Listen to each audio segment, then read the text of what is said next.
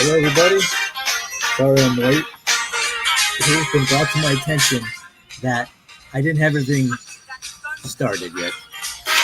It's a wonder, but I don't mind the storm.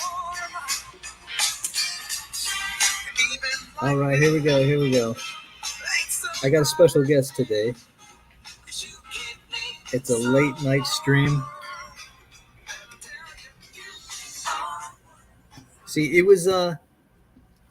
it's Labor Day, so I couldn't do it in the morning.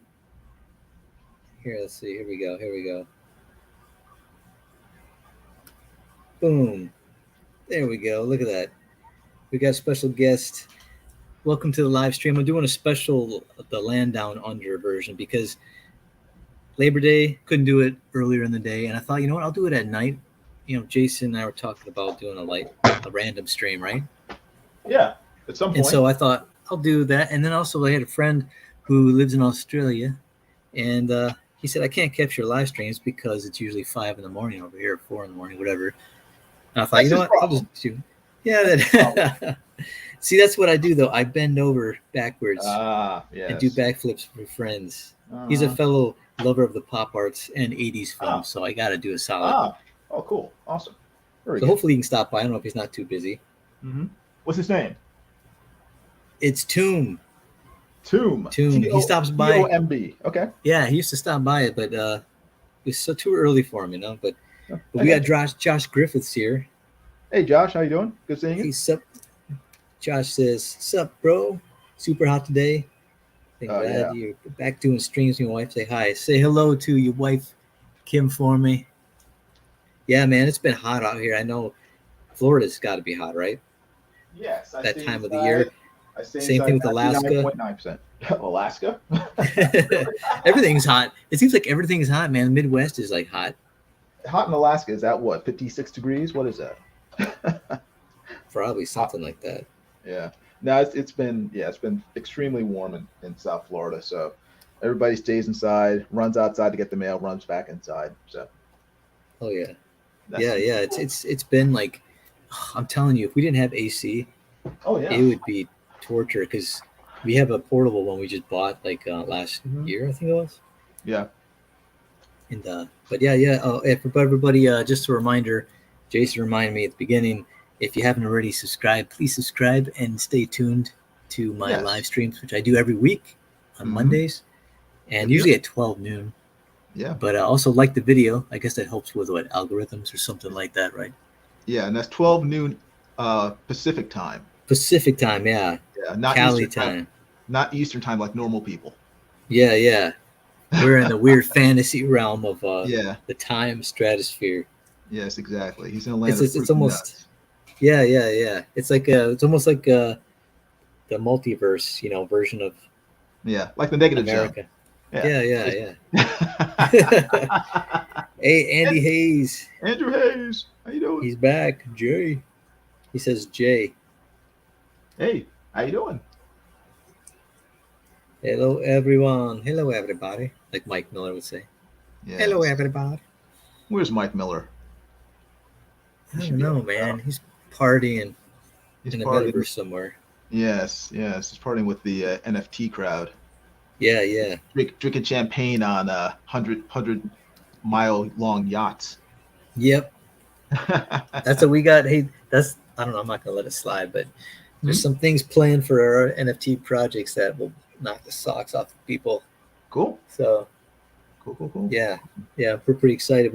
They're getting it together right now, and they're going to do a reveal on the NFTs. They already They already did everyone got their NFTs for Dragon Guild, but they're just going to be doing the reveal.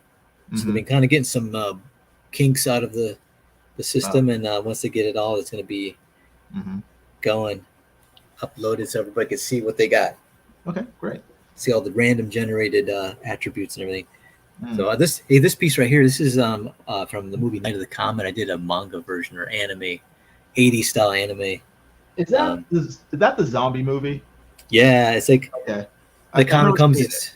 It's two sisters who they're the only survivors, they think, and there's of course some government group that's still alive and tries to Okay. deal with them. But there's zombies that people who were affected by the comet that didn't die were Okay.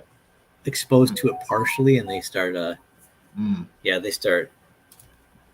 Zombifying. start becoming zombies. Yeah. Yeah. Very cool. Yeah, I So- mean, there are a lot of 80s movies that I know of that I haven't seen for various reasons. And Night of the Comet was one of them. Another one that I did finally see, but I never saw probably until 6 months ago was oh my gosh, what was it? It was it starred Charlie Sheen, and he played a guy who died in a car wreck from Oh, yeah. street racing, and then he comes back as like this sort of metaphysical, like, almost like Ghost Rider, where he is. It's trying to tip my tongue. But he wears a dark suit, almost like Knight Rider. But he wears a dark suit, dark helmet, and you never see him. The Wraith. It's called The Wraith. Oh, yeah. Yeah. It was good. I liked it. Yeah, I haven't seen that film in a long time. I think I've seen it. Yeah, it's on YouTube. You can watch it on YouTube. So that's okay. That's why I caught I'll check it out. Yeah, because again, I'd heard about it when I was younger, when I was a kid, but I never actually got to see it in the theater. So. Oh, okay. Yeah, dude, I'm telling you, check out if you have like a PlayStation or an Xbox, you can Roku. Do you use a Roku? It's like you plug it into your TV. Okay. Yeah, I have PlayStation, so. Okay, you can download like apps. If you download Tubi, Tubi. Okay, yeah, I have Tubi. They have Night of the Comets on there. You can watch for free. Okay, cool. Yeah, I put it on today while I was working on some stuff. It's in the background, Here's the other sister in that movie. That's the Night of the Comets, Samantha. So cool. Got Regina and Samantha, and 80s girls with 80s hair. She's a cheerleader. Yeah. And I'm still working on this one. I'm gonna actually start working on the face and to make it. But this is the rough. Very cool. Yeah, I've been thinking about starting my own series, sort of similar to that, but of Jennifer Connelly characters. Oh yeah. Back in her prime. Yeah. Yeah, that's what I did. Was a Labyrinth piece with her. Oh yeah. But it was just basically I do them like manga versions. Right. But I was thinking of doing because I'm thinking, you know what kind of random sketches instead of drawing like whatever's popular. I'm thinking I'm gonna draw whatever I like and put it up and do manga versions. Right. Yeah. And then for my social media and stuff. So. But I thought I would do that, and then I would maybe do like a version that looks more close to the likeness of the character, and then they can flip sideways and see two versions. Cool. And I was thinking of doing that, but I just want to do something I could throw up fast, and a lot of times the projects I'm working on, I'm not allowed to show anything until it's months later. Months later. So it's like I got nothing to post, so I'm gonna start doing sketches of things I like. Yeah, but here's something I can post. It's modded. Oh, there it is, modded. Yeah, and then I got this one. It was like a panel where I censored myself because I thought it'd be kind of like gross to show. What? It's supposed to be he's peeing all over the place. He's like an alien with tentacles. Say what? And so I thought it'd be funny to have the censor thing. What the frick? Yeah. He's an alien with tentacles, and everyone's running out of the bathroom like, oh no, what the, and he's like, humans, where are you going? Can he aim properly? What's going on there? No, it's just like flinging all over the place like wild tentacles, like an alien tentacle monster. Like, blah, blah, blah. I understand, but why can't he aim? It looks like his aim is like he's going all over the walls. Yeah, it's just all over the place. That's why everyone's running out of the bathroom. They're like, ew, yuck. Yeah, so that's why it's in the script. It's like a nightmare version of Assassination Classroom. Yeah, exactly. That's what I pictured in my mind. I picture that in my mind exactly. Like this is his weird tentacles where he fights people. Oh man, he pulls his pants down. Yeah, it's. I thought, what, this is gonna be. How do I do this without being too grotesque? And I thought, what, I'll just try to make it as funny as possible and make it like so it's like censored. I thought it'd be kind of funny with the censored bars. I never thought I would ever see Matt Constant tentacle porn. But it's Joe Biden's America now, so anything's possible. Yeah, I gotta blame that, man. You're saying there's a lot of weird stuff going on lately. Yeah, this is in the top 10 of weird stuff I've seen this year. Yeah. Oh, this is the watered down like Matt version. That's just like light. Well, thank you for watering it down for us, Matt. I appreciate it. My eyes He's appreciate watering it. He's watering down the bathroom. Oh no! Oh. Yeah, but hey, in my mind, I picture it cartoony, weird, funny, 80s humor. Where they have some weird alien monster peeing on the floor, like, no walls. Yeah, and you're like, what in the world? I don't know. As a kid, it's kind of like Japanese humor, where they have the poo, Oh yeah. And it's just supposed to be funny, like, oh no. Yeah, Japanese are messed up. But Andrew Hayes says, just got finished watching Rings of Power and the 3 She-Hulk episodes. Gotta say, She-Hulk works. Rings of Power is really flat and boring, though. What else should I be watching? He asks. What else should I be watching? You should watch Samaritan on Amazon Prime. Oh yeah, I watched that. Yeah, it's good. I liked it. Yeah, I liked it too. It was the number 1 movie on Prime. Really? Yeah. Okay. Stallone put that up there on his. I follow him on Instagram too, Stallone, and he was like, "We're number 1 on Prime," and I'm like, "Sweet." Awesome. Yeah, it was a decent movie. Yeah. I just wish the kid and his mom were smarter and not so dumb. Yeah. I know. That's that I got from it. I was like, but you know what? It was realistic because that's how most people are today. Most people aren't too bright. At least where I'm living out here, man, California. Yeah, it's the norm. Unfortunately, it's just like Yeah, I gotcha. Oh man, it's so bad. I had to like. It's so bad in California that the stupidity is so far. It's so crazy that I'm just like I have to try to force myself just to be positive and not point it out. I've actually come to the point where I'm almost used to it now. It's so many. Oh man. Yeah. I mean, I can't even exaggerate how bad it is. I mean, the stupidity. So when you move to Florida? Yeah. Come to Florida, Matt. Come. It wasn't for the Gators. For the Gators. You're never going to see a Gator here. Come on. Yeah, right. My first day would be like Gator in the backyard eating my trash can. That's well, if your trash can's in your backyard, you deserve it. But but I've lived here for how long? 43 years, I think, a little more than that. And I have yet to see a gator in my backyard. And I live right next to a canal. Well, That said, I would not go camping in my backyard. But yeah, see, there you go. Because it's probably because you don't do anything stupid to invite gators into your yard, right? Well, it's just don't because leave I don't out stuff. Yeah, and I don't go too close to the canal. So yeah. See, yeah, just be smart. It's like probably the videos I see are not smart people doing. Well, I mean, the videos you see are probably pretty realistic because alligators are everywhere. Anywhere there's a body of water in Florida, there is a 90% chance there's an alligator there. My wife works at the local library, and there's a lake right next to the library. There are alligators in there, and they come out and they sun themselves during the day. So, man. No, thank you. But it's kind of cool. It's kind of neat. I mean, what would you rather live next to, alligators or hobos? There you go. Bam. Hobos. No, you wouldn't. I can take a hobo if he tries to attack. Gators are pretty fast, surprisingly. No. You just have to run zigzag. They can't follow. That's true. I just got to be like a running back in NFL. No, just run zigzag. And they can't follow your movements like dinosaurs. So, bam. Yeah. You're safe. Yeah.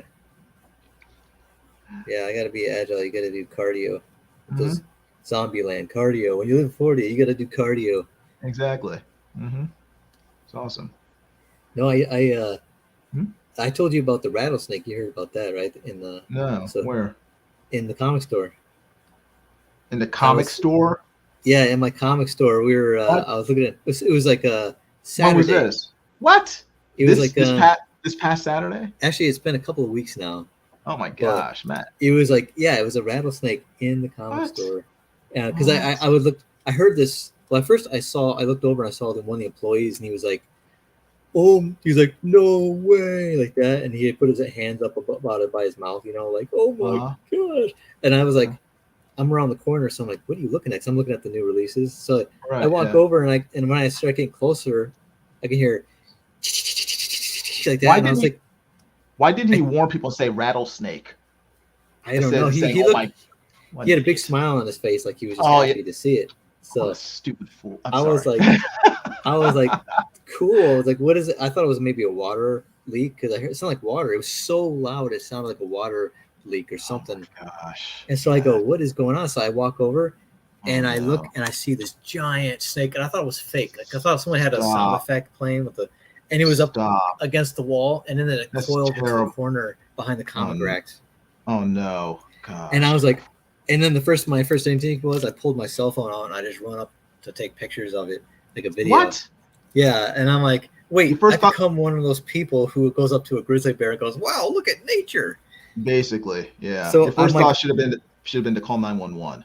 I was doing the was it Jack Black Nacho Libre, where he was doing that, like, you know, leaning on one leg, like squatting, like, and I'm like filming it. I'm like, wait, this is probably a bad idea. So I backed off, but then I went around so I could get a better angle, and I filmed it. You can see this. You can see this video on my Instagram if you go to the stories. Oh no! I have it up in my randoms. One of the story bubbles they have up there. But you can watch it, and it's funny because one of the comic book store guys in the background, the employees, is like, because it was me and another guy filming, and he goes, "Could one of you have all your cell phones out? Could one of you call animal control? Maybe, you know?" Yeah, ridiculous. And then I comment, I go, you know what? That's probably a good idea. Oh, maybe that's important. Matt, you've been in California too long. Come to Florida, you'll gain your sense of priorities. I don't know. I'd probably be filming like gators. Nah, you wouldn't. Like, whoa, gator. It reminded me of one of those kaiju movies where, like, you know, the monsters coming and people are like just standing there filming it instead of running.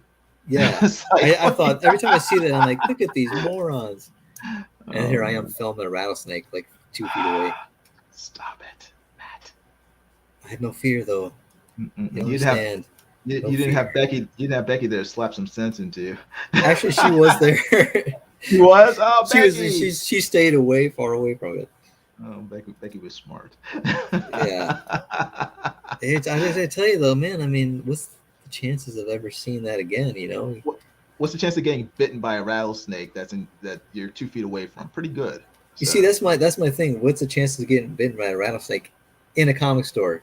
You know? Yeah, if I saw one, I would avoid it. So it's strange. I guess they're higher than I thought it would be, that chance. But now that we go to the comic store there, yeah, we just, like, my brother and I, we never go. We used to, because the parking lot divided by like bushes. We never go through the bushes anymore. We like take the long way around.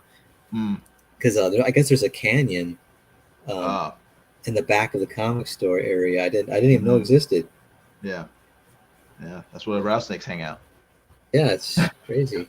I guess that's nature's way. Yeah. But you know what, that giant rattle sound, it was like a great alarm. Yeah. You know?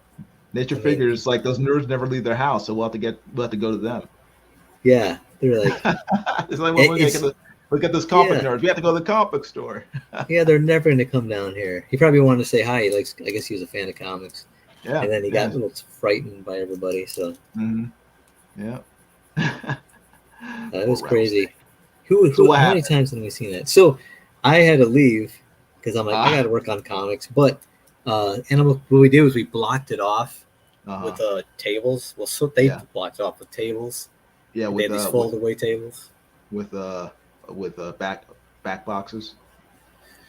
Yeah, well, first they put a box there, but then they got the folding tables and kind of make a little like child's gate there. Yeah, and like then like a fort. Yeah.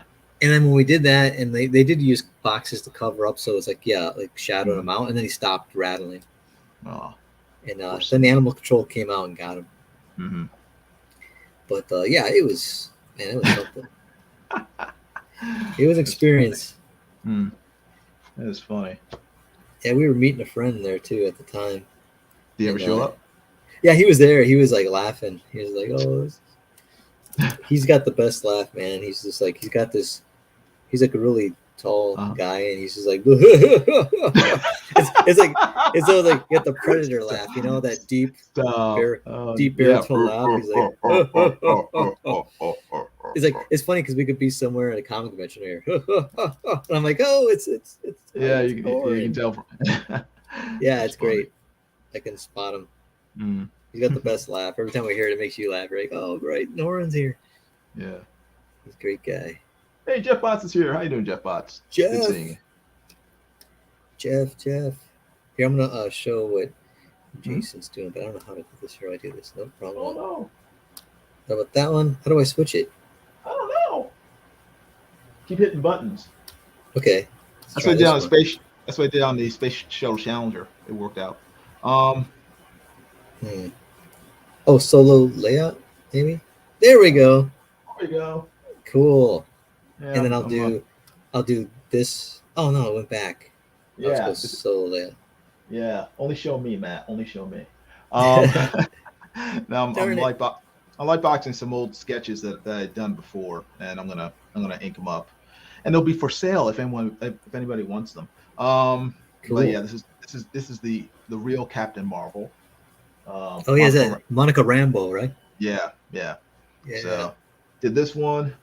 Here's one of Kakashi fighting Captain America. Oh, cool!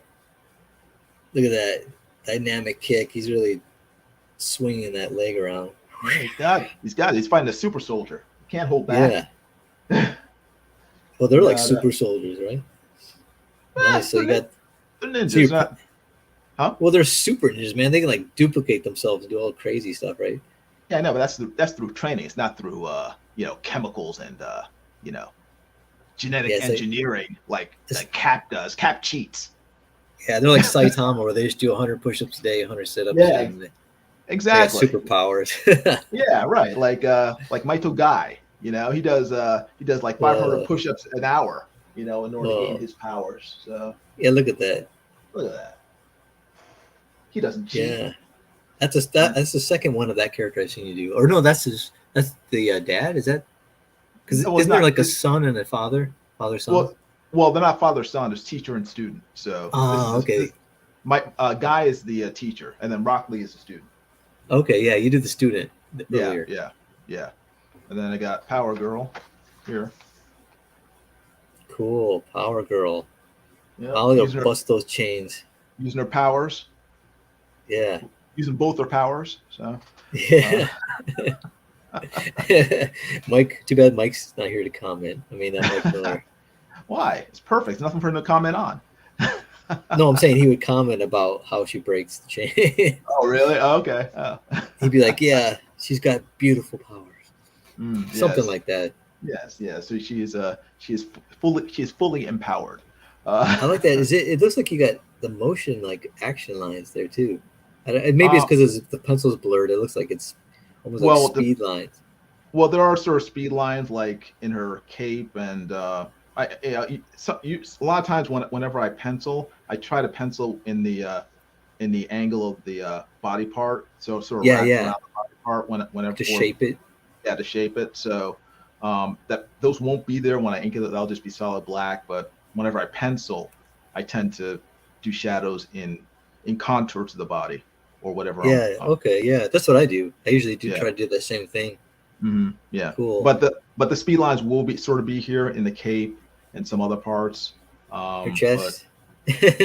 Well, yeah, here where the fabric stretching, yes, those speed lines will still be there. If it was like a manga or anime, it would be the top lines of her chest would be like all speed lines going in the direction of the chains, like going up. I should say, an angle, diagonal. Right. Yeah, I don't want to blur anything. So. Yeah.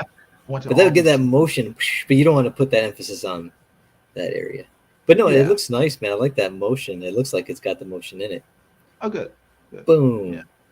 So it's funny. I was actually doing a drawing of Fei Long from a sketch from him earlier today with the same type of similar pose. We had nunchucks. Oh, okay, and cool. I was like, man, I was having a tough time with the arm. That looks really nice. How you got her arm with the shoulder and the bicep connecting to the chest. Yeah. Yeah, that's nice. when I first did, I'll show you the original sketch. When I first did the original sketch, it was a little different. I mean, her hair is different, and even the connection between her neck and her shoulder are different. And Oh so yeah. whenever I do the finished one, I kind of try to. Well, I don't know.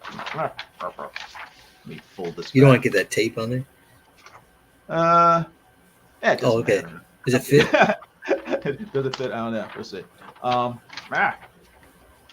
Tape be gone. Let me fold it over. Yeah, nab it.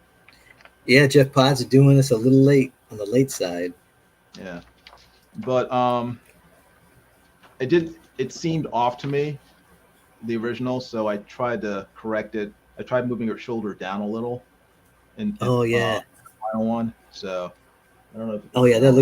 that was a lot better. It's like it looks nice. That it also Yeah, makes that muscle definition pop too. yeah, More yeah. weight to it. That arm. I try to connect her chesticle more to her Yeah, more to her delt. deltoid. Yeah, Yeah, try to make it look like it actually fit instead of just was just pasted on. So yeah, that looks nice, man. She looks like she's. I like how that's what I try to do with mine. The women who have muscle, I try to just show mhm. where maybe the shadow areas or the connection parts rendered, but Yeah, not over render the muscles like for men, like you would put all these r- veins and right. detailed. You know, I like that. Yeah, It's like a softer, like yeah, look where she still looks muscular, but not like overbearing or powering to me. yeah. And plus, I have to always remind myself that with women, I mean, I'm so used to drawing guys that with women, not only do they have to look sort of softer, you know, sort of naked, but she also has clothing on top, so you have to soften it even more. Yeah, I Yeah, mean, because yeah, she, yeah, she can't, like you said, if she looks too muscular, it takes away from her sort of femininity and her looking yeah. like a woman. So And I know it's funny is I think women with muscles looks good too in real life, right? Because I know some yeah, people, oh, it's disgusting, but even yeah. for me, I've seen some women on Instagram. Oh This yeah, lady, sure. this Korean lady, she Hmm. looks like she's 16-year old. Her face looks like a little kid face, and Hmm. her body Hmm. looks Arnold Schwarzenegger looks small compared to her. Oh no. Like her forearms are like Uh, 25-inch forearms with veins all over the place, and yeah. it looks like fake, like a photo. Like I show my brother the photo, he goes, "That's not real." I'm like, "No." Mhm. You go to her Instagram, and it's even videos of her training, and Ah. she is like, it's like it's definitely steroids. You can't get that big that way. It's no way. Oh yeah, yeah, yeah. But it's like it's sad because her face looks like a little cute kid, Hmm. like girl face, and her body looks like a bodybuilder dude from like Mm. IFFB or whatever it is. It's like what the heck?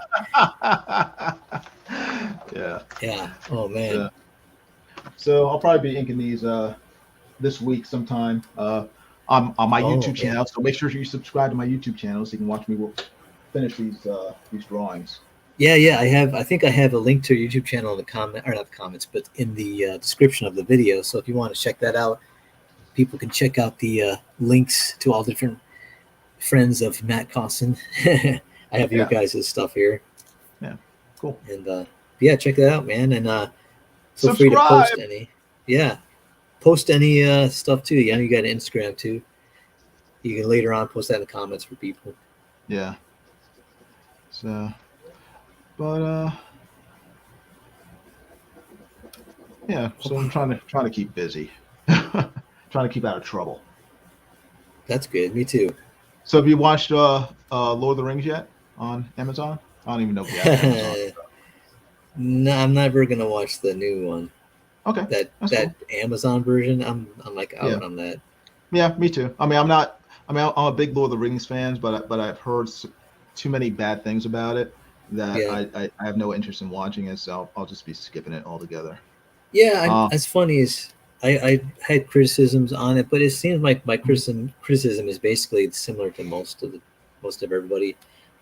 You know, and mhm, I had some people like have a problem with my criticism, like they try uh-huh. to insinuate something, but I'm like, I don't know. I'm at the point I don't really care because it's like, Yeah, well, I'm just like, it's your uh, time, so you get to decide how you want to spend it. yeah, and I'm No like, one's right. Yeah.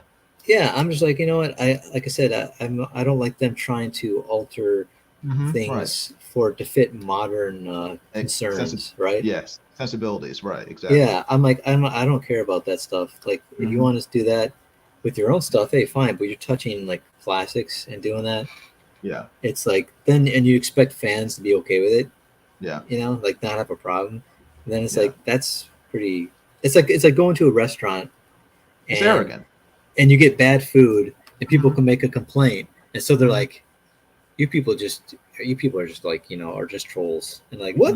No, I got bad service, I got bad food. No, you're just a troll. We make the best food. And I'm like, no, restaurants go, okay, but they legit want to take in. If you're getting all these complaints, let's deal with it and see what the problem is, right? Right. The customer's always right.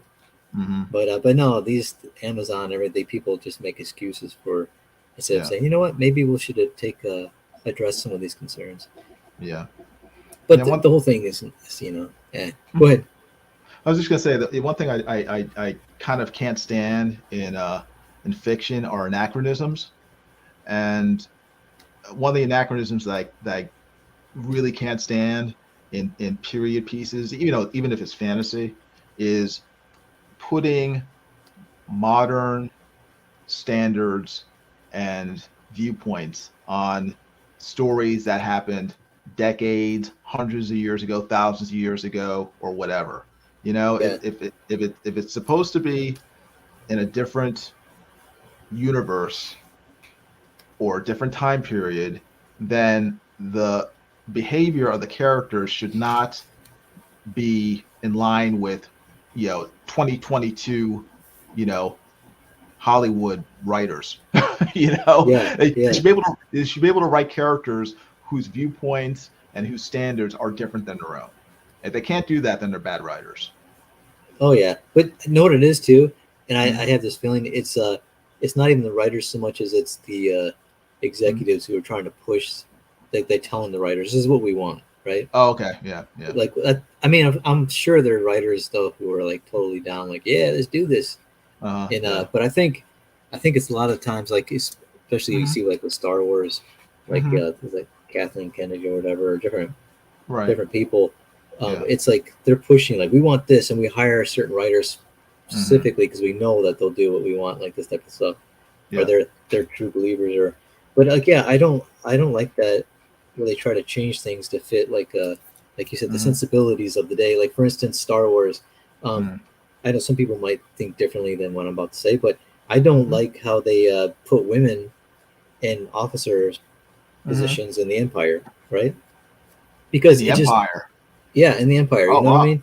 Like, you know, Star Wars. No, like in the old ones, there were never any women in the Empire. No, even in the new ones, were there any women in the Empire? In positions of power? They had female officers all over the place. You know? Really? Okay. Maybe, okay. I only saw the movies, so I don't remember any. Maybe there were some in the TV shows. I guess I don't know. Yeah, there's one right now in the new. Is it Obi-Wan? Okay. Yeah, there's some female, like, but no, there was like in the movies there was with Kylo Ren, there was like a female officer who was like reporting to Kylo. Okay. And it was just like, oh my gosh. It's like, dude, they would not, you know, and it's like, well, no, the Empire is very inclusive and they believe in, It's like, no, that's what I mean. That's what's like, they're trying to get us to think or something. I'm like, come on, they don't even care about that. They're probably the most sexist, you know, they're the bad guys, man. They don't care about that type of thing. Right? We need more diversity in the Empire. Yeah, exactly. We're trying to fill a quota. It's like, come on, man. They're trying to take over the universe. Well, when you think about it, though, I mean, look at. I won't say it. Never mind. You know what I was gonna say? What? Look at the Biden administration. Oh. Yeah, man. I'm telling you though, it's just like, terrible. Oh man. Yeah, it's this whole thing is like the modern sensibility, and it's kind of the same. Without getting too much into politics, it's kind of the same problem. You see people, younger people, where they take the sensibilities of today, and they try to put it into fit the past and the way people used to be in the past into that modern sensibility, and then or their morality, and be like, they were messed up and blah blah blah because they didn't do this, and they go, it was a different time period. There was different. It's like it's kind of like hearing a conversation out of context. You know what I mean? Yeah. And sure, there's bad things, just like there's bad things right now that's going on, you know? And, but it's like yeah, it's when they start saying, well, look at the people who were doing this or they're doing that, and I'm like, do you know what they were going through at that time? You know, or how come they didn't address these certain issues? But it's like we're seeing it now in film and stuff and shows where they're like trying to fill a quota, and I notice it, and it's funny. It's like because I notice it, they go, well, you know, the demographic is changing, you know, and I go, yeah, that's true. You know, I can understand different changes and stuff, but I don't know, as a kid growing up and watching different shows and stuff, I never really thought about how many women are in the show, how many men, how many Mexicans, how many black people are in the show, how many white people. I didn't. All I cared is the show was good. Right. You know? Yeah. The characters were evolving. It was fun. I didn't care that how many like black people were in Star Wars or Star Trek or you know what I mean. I was like, is this show fun? It was like it drew me in. Yeah. And but nowadays it seems like that's such a big focus. And because I know Star Trek was one of the well, I think look at Star Trek. That was one of the first shows that had like people of color, as they would say, like black, Asian, like all in different big roles. Right. Yeah. You know, and in my mind, I didn't even think about that. I know it did. Like for instance, Whoopi Goldberg, that affected her as a little kid during that time period because that was not as common back then, right? Right. Yeah. And so they were like, man, that inspired me, and I'm like, that's cool, you know. But we're living in a different time where it's not that way. Where I got nothing to inspire me. I mean, man, there's like diversity everywhere without being pushed, right? It's just there because people are different today. They don't think the same way. So I mean, I think trying to push things where it just seems totally in a story where it just seems awkward, you're like, okay, it's not necessary. You know, like the Empire doesn't really need diversity. You know, we need to fill this many women as officer positions, otherwise people will frown on us as we take over the universe. You know, it's like we want to be liked. It's our PR department, you know. We don't want people to accuse us of being intolerant while we blow plants to pieces with our exactly. You know, we don't get people the wrong impression here. You know, we want them to like us while we destroy families, and it's just like it's like anyone who dissents against us. But that's what I mean. Is like that just is like okay, that's far fetched, man. It's become ridiculous to me. You know. I don't mind talking about that stuff because whatever political side of the aisle you're on, I'm definitely willing to throw down and discussion on that type of topic. It's just so funny to me. Yeah. But I have some people who are try to insinuate, you know, like that's racist or something, and I'm like, that's cool. I just laugh. What was racist? Oh, to point out that type of thing. You know. Oh, okay. When they're trying to like, you know, just fit things like, for instance, like the Lord of the Rings, where they had trying to fit like Asians and African Americans into like different fantasy roles that weren't there, you know, just to fill like a quota. I'm like, come on, man. Yeah. You know, and then people go, we got a problem with it, and I'm like, yeah, I do. And then like, oh, I know why you got a problem with it. And I go, why? Because you're a racist. And I'm like, oh, that's why. Man, thanks for pointing out. I didn't even realize it. You know. And I'm like, but it's like it's not about that. It's like that's what cracks me up. But I'm at the point now where people use that word so much that it kind of loses meaning. Yeah, it does. To the word, which actually is still real. They really are racist out there. Yeah. If everything is racist, if everything is racist to you, then nothing is racist. Dude, I've run into racism in life, growing up as a kid, even as an adult, where it kind of just like shocked me because I was like, whoa, you know what I mean? Yeah. But when people are saying stuff about that, like someone complains about a TV show, you know why you don't like it, right? And I'm like, no, tell me why. But why don't I like it? No, as a kid, man, growing up as a kid. Yeah. Sorry, I'm chewing. You didn't like Webster? I know why. Oh man, I love Webster. Gary Coleman, Mr. T. That wasn't Gary Coleman. Racist. What? They all look alike to you, don't they? Yeah. No. Gary Coleman was he older than the actor who played Webster? He was older, right? Yeah, he was. Yeah, quite a bit older. Yeah, because Webster, even though he had that same type of condition where he aged and he still looked like a kid, He He was right. just short. He was just short. Well, I seen him. I seen the guy who played Webster. I don't know his name as an Yeah, adult, and he still looks Emmanuel young. Lewis. Yeah, Emmanuel Lewis. He still looks young. Yeah, no, that's just you know, black don't crack. Yeah, right. Yeah, That's just genetics. yeah. not, It's not back on a guy disease. like that. I never. It's funny. I never heard that before. That someone told me that. I go, we all have that disease. yeah. No, man, he does have that. Like, he does have some condition. Oh yeah, he has a. I think it's like some sort of thyroid condition. That's what I was gonna say. Yeah, thyroid condition. Yeah. But he's got the best laugh too. By the way, it's like the iconic. It's like that really like that laugh that makes you laugh when you hear it. Yeah.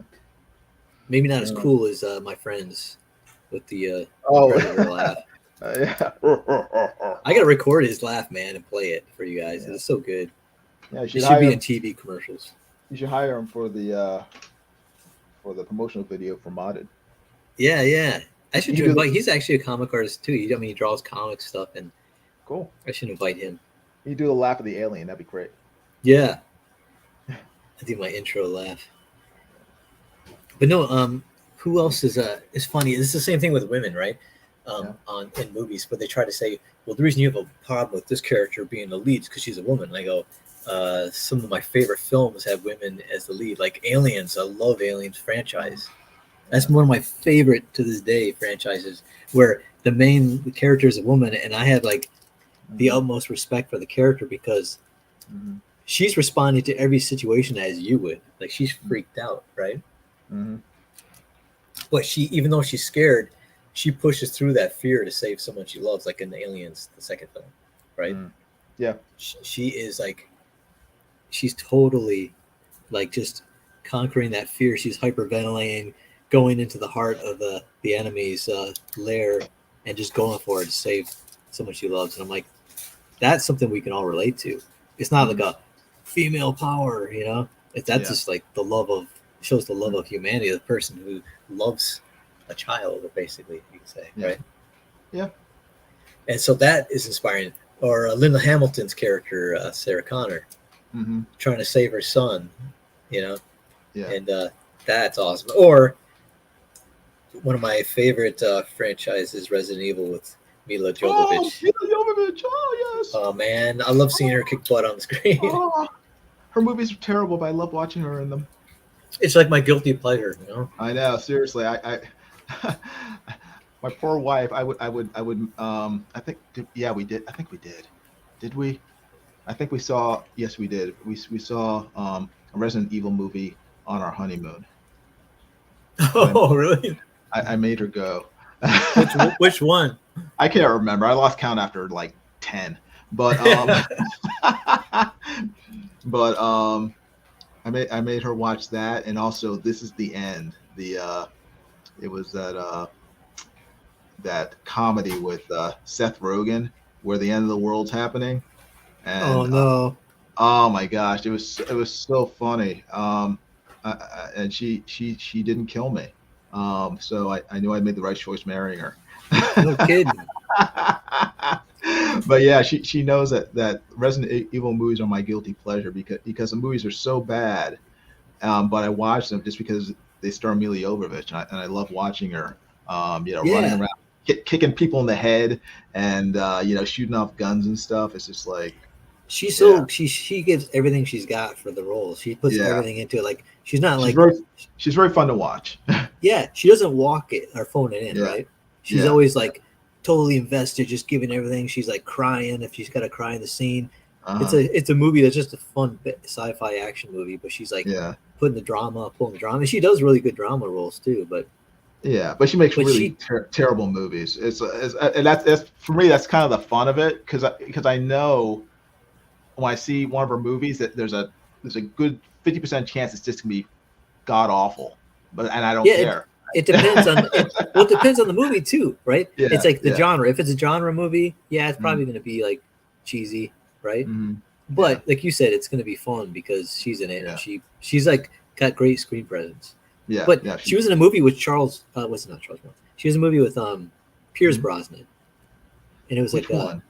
It was it was crazy. It was like it was a serious role, and he was like some ambassador to another country, and her life was in danger, and it was pretty intense, and Really? it was good. It was like, yeah, it was. I may have seen. I just forgot that I saw. I've seen so many. Yeah, movies. and it was really good. Like I said, sometimes she'll be in really good Mhm. films that are like drama, Yeah. you know. But then she Yeah. does the genre, which is what I like. She can switch over to a genre film Yeah. that's just Mhm. fun. I think that's Yeah. how actors should be. They should. I think it Mhm. used to be looked down upon maybe in the past for people to do that, Yeah. but now you can kind of get away with going from different movie to movie, Mhm. and people are Yeah. cool with it. Yeah. So, but no, yeah, it's a guilty pleasure. The Resident Evil. It's just like, yeah. Who else is in that? The first one. Oh, what's her face? I can't stand her though. From Fast and Furious movies. Yeah. Uh, Man, Michelle Michelle Rodriguez, right? Rodriguez. Yeah, I guess. Yeah. Yeah. She is. She's one of my least favorite actresses because she only plays one role in every movie. She's the same Yeah, in every movie. I can't think of a movie she's been in where she hasn't played the same sort of tough, sort of angry, sort of butch girl. oh, well, here's a movie that I Mhm. started watching before I turned it off. That she Yeah. did that will shock you. She went a Uh-huh. step further. She played a man. I don't know how far of a step that is for her, but it's pretty. She played a dude Yeah, who has a sex change and becomes a woman. yeah, it doesn't surprise me. And this is the sickest thing. They show like frontal nudity Yeah, as her as a man, right. Yeah, and I was like, well, turned off. yeah, I was like, because at first I'm like, oh, this is like an action movie where she's supposed to be like a spy or something. Well, the yeah. movie starts off with her having a beard and long hair, like in a suit and everything. And I'm like, oh wait, is she in disguise? And I'm like, Yeah. she's supposed to be a dude. She has a scene with a woman, and I'm like, That's oh terrible. my, I go, I can never look at her the same way ever again. Yeah. Because here's the thing, I liked her in there's a movie it's about surfing called Blue Crush. Yeah, I've heard of it. That's the one with wow, what's her name? The blonde from Bosworth was it? yeah, Kate Bosworth. Yeah. That's actually Yeah. a pretty good fun film because Uh, it's like it feels like a surfer movie from the 90s or something. Yeah. okay. Yeah. And actually, one of the actresses in it is an actual surfer from Hawaii, Mm. or it's a Hawaiian native, so she knows exactly how the Mhm. lingo is and everything. So Yeah. I know I got sucked into that one because Aloha, and what else do they say? Hawaii. Yeah. She knows the lingo. Hawaii. Yeah. Yeah, Surf's and up. of course you got to call waves Barneys. Oh, really? Okay. Yeah, I learned that from the movie, but also I think I learned from the movie. There's also in here in California, there's on the beach. There's like a surf shop where they give you surf lessons. Okay. Cool. And this one Hawaiian girl came out, and she's like 20 something, and she started talking to me about surf lessons, and then she was like telling me about Barneys, and I'm like, you tell I look lost, like, what, Barneys? Yeah. Oh, I mean that's waves, and I was like, oh, okay, Barneys. Mhm. In my mind, I picture the purple dinosaur. Yeah. Seriously. But no, yeah, it's like that movie. I got into that. That's why I went over and started talking to him about surf lessons. I was thinking of going to surfing for a little bit, for fun. Uh-huh. I think I should still do it being out here. Yeah. I mean, come on. If you're living out in California and you don't go surfing, it's kind of like living in Florida not doing gator wrestling, you know? Yeah, it's like living in Florida, not learning Spanish. Yeah. I'm kidding. Yeah. Cuban. Cuban. Cuban. Although Cuba. Cuba. I should know Spanish, which is sad, but I don't. All Spanish I know I learned from Sesame Street, so it's not much. Yeah, Sesame Street. Mm. ¿Dónde está el baño? Not even that much. It was like abierto, cerrada, peligro. What else I learned? That's about it. My wife is like, she makes up phrases. She says, come on, vámonos con pollo. And I'm like, hurry with chicken? I'm like, what? And she's like, is that what I said? And I'm like, yeah. Vámonos con pollo. Con pollo. Yes, exactly. Hurry with chicken. I'm like, what? She's hungry. Come on. Yeah, she cracks me up. Yeah. Your wife is very funny. Just hearing her in the background, it cracks me up. Oh yeah, she's funny. Yeah. She cracks me up. She keeps me in stitches. Mm, that's good. Oh no, I hear in the background. I'm scared. Well, not literally. She will though if you push her too far. Careful. Yeah, yeah, yeah. She's a little rough. No. Yeah, you can tell, right? Yeah, Threatening. Very exactly. threatening. I started watching a show on that website that Elliot told us about last week after Mike's stream. Remember when he told us that website to go to watch Gendry that animated cartoon about the caveman. Oh yeah, yeah. Yeah, I went to that website and they have like every freaking show ever made on there, Oh and really? so I looked up the show that I never saw. I missed it when it first came out. It's called Warrior, and it was I guess it was originally on Cinemax, and it's remember the TV show Kung Fu with Oh David yeah. Carradine. David Carradine. Yeah. Yeah, apparently they got that idea from Bruce Lee back in the early '70s, and he pitched that he wrote the storyline for it, and he pitched it to Yeah. TV executives, but they rejected it because they didn't want him to star in it because he looked too Chinese. So Yeah. Yeah. Yeah. He's too even Chinese to play Chinese guy. exactly. They rewrote it as Kung Fu and hired David Carradine to play the character. So fast forward 50 years to 2019. Bruce Lee's daughter, Shannon Lee, I think that's her name. Yeah, Um, Shannon.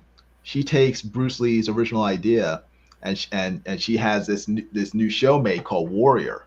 Okay, Yeah. and it's basically the same premise as Kung Fu. I mean, it's a little different, but it's basically still a Chinese man, fresh off the boat in the old West, and his adventures slash misadventures here. It's really good. I'm about halfway through the first season.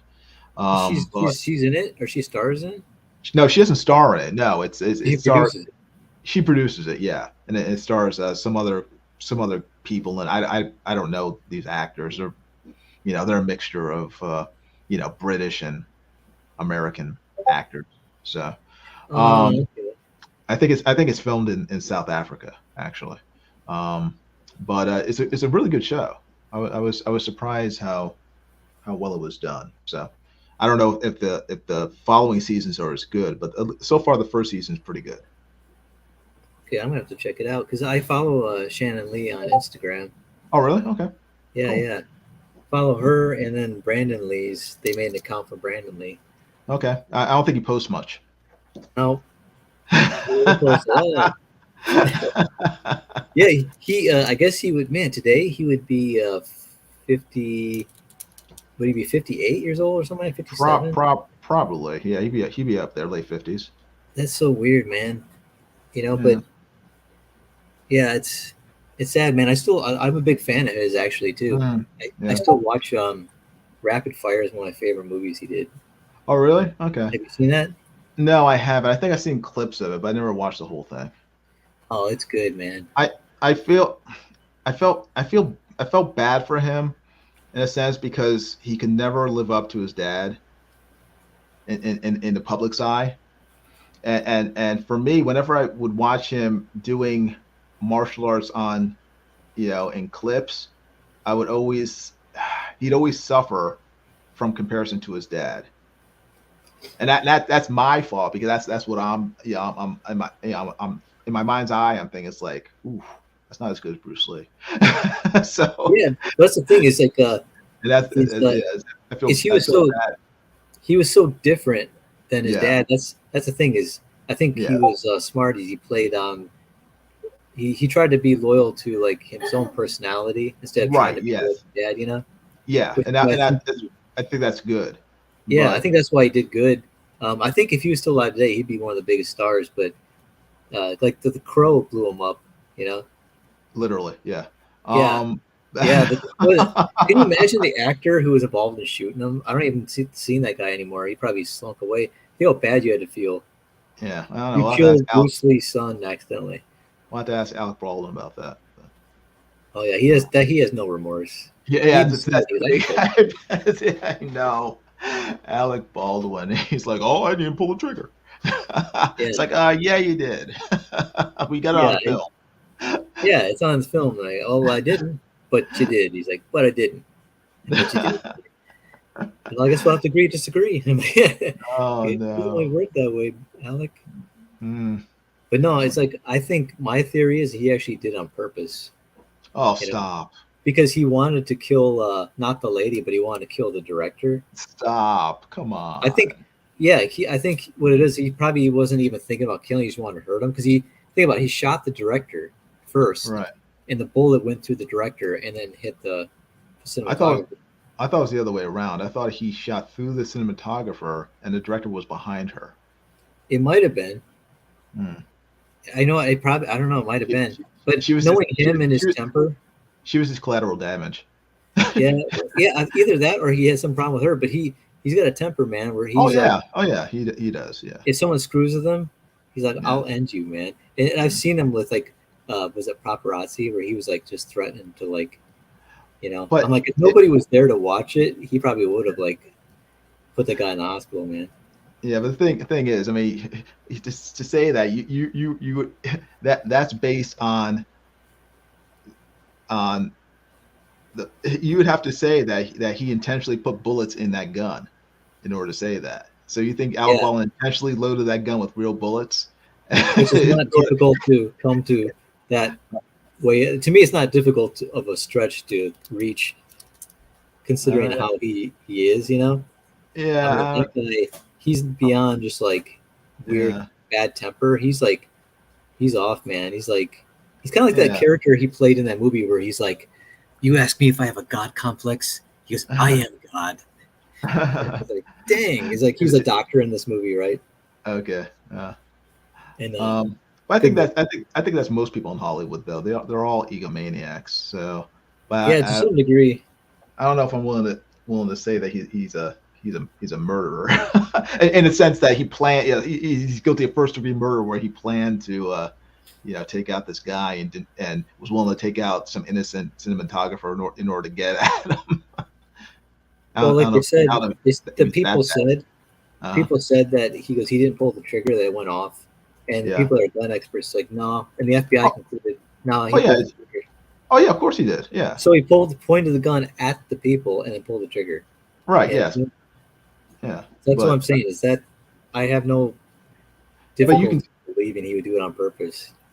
Well, yeah. I mean, he could do that, but still think the gun had blanks in it. Think about That's it. He was also the producer on the movie. He was like, or right. was he? Yeah. Yeah, he's producing it. He was producer. Yes. Yes, he was. So yeah, those Yeah. blanks too, man. Those blanks can kill you. Yeah, I Yeah. know. But that's what happened to John Eric Hexum. Rest in peace. Rip. Which guy? John Eric Hexum. Remember him? You might be too young. Um, John Eric Hexum was the star of a TV show called Cover Up back in the mid '80s. He was starred in it with them. I keep thinking it's Jacqueline Bisset, but it's not. It was um, uh, some woman who looks very much like Catherine Bisset. Um, but anyway, he starred in it, co-starred with her, and in between takes, he was goofing around with one of the prop guns, put it to his temple, and pulled the trigger. Oh And yeah, he didn't yeah, realize yeah, that even though they're blanks, it's not like a cap gun where it just makes a sound. It actually shoots out something out of the barrel, like the wad of padding, and that because it shoots out with the force, almost with the force of a real gun. It, yeah. it crushed his temple and sort of bashed his brains in when he did that. So Yeah, the explosion from that yeah, fire, from the pulling that trigger and the explosion going off. Yeah, man. I yeah. mean, I saw a video. Mm-hmm. I think it was on Twitter, and it was Mm-hmm. like this girl, this really Yeah. cute like girl, looked like she was a teenager, like maybe high school, Uh-huh. and she's like maybe even younger, like junior high. She's she has a Glock in her hand, and she's like filming herself for TikTok or something. She's like pulling it back to cock it. Yeah. And then she like poses with it pointed up, but like leaning against the side of her head. That's stupid. And then it goes off, bam, and you see her hair fly up, and she's like, she drops the gun, and she checks her head, and she's got like black gunpowder scorch mark on the side of her head. And I was like, and there's like a little toddler behind her, and I was like, and she looks up at the ceiling like it put a hole through this. I'm like, oh my gosh, stupid. It's probably your daughter. Yeah. Yes. She's that dumb. That little girl is probably her daughter. She's that dumb. It probably is. The daughter's like, what kind of idiot are you, Mom? Mm-hmm. Yeah. Oh, man. I used to live in Detroit. Yeah. And they'd be interviewing people on the news, local news. Mm-hmm. And this lady, the news people are like, we interviewed the victim's grandmother, right? Mm-hmm. And they interview this lady, and she's like 35 years old. I'm like, the grandmother? I'm like, what? Yeah. Yeah. You're literally 35-year-old grandmother. I'm like, oh my gosh. Yeah. I'm always shocked whenever I'm on Facebook and like high school friends of mine are like posting pictures with them and their grandkids. I'm like, oh no, stop. Oh yeah. But I realize it's like I'm kind of old. I keep forgetting that I guess I am at the age where like people I went to high school with are having grandkids. It's like, oh, I'm young. I know. That's how it is. It's like we're an artist and you're young at heart. It seems like time doesn't go by as fast as if people who, especially if they have kids. Like I don't have any kids, but I have friends who have kids, and when I see their kids, how old they're getting, that makes me really go, "Oh my gosh!" Yeah, it's like my niece is 24 years old. Whoa.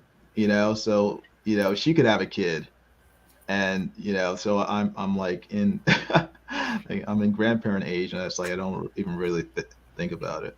Man. It's terrible. Oh, I know. Hey, Mike Miller's getting there, right?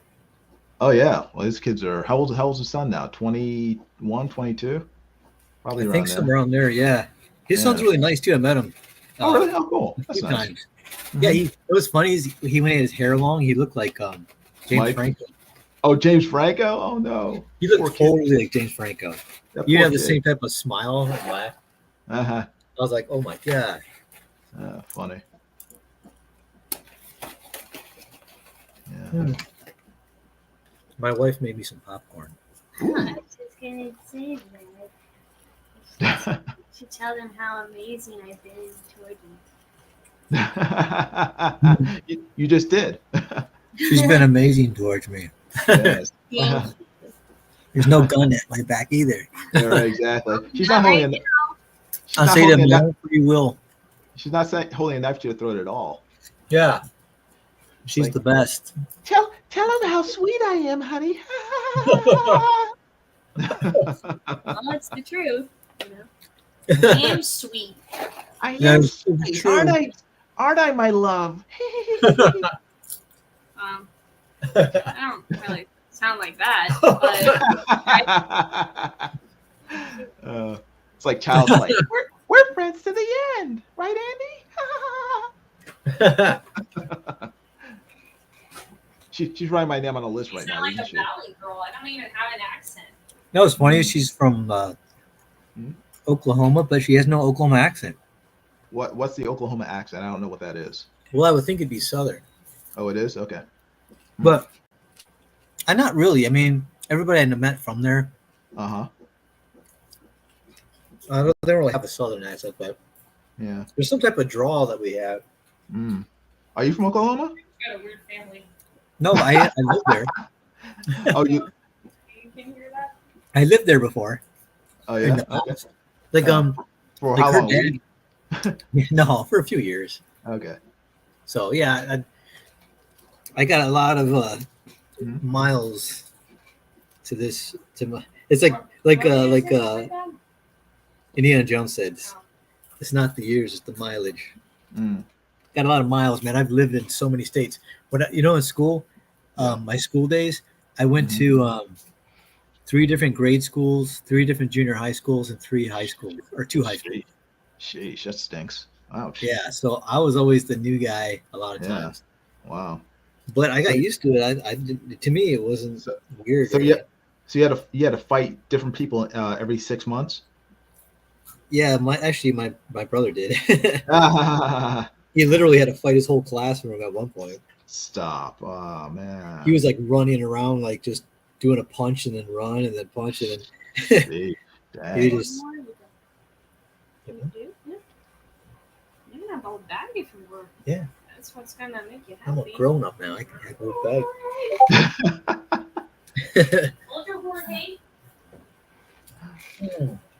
She treated me to a milk tea today. Oh, okay, cool. She got me what's it called? What's it called again?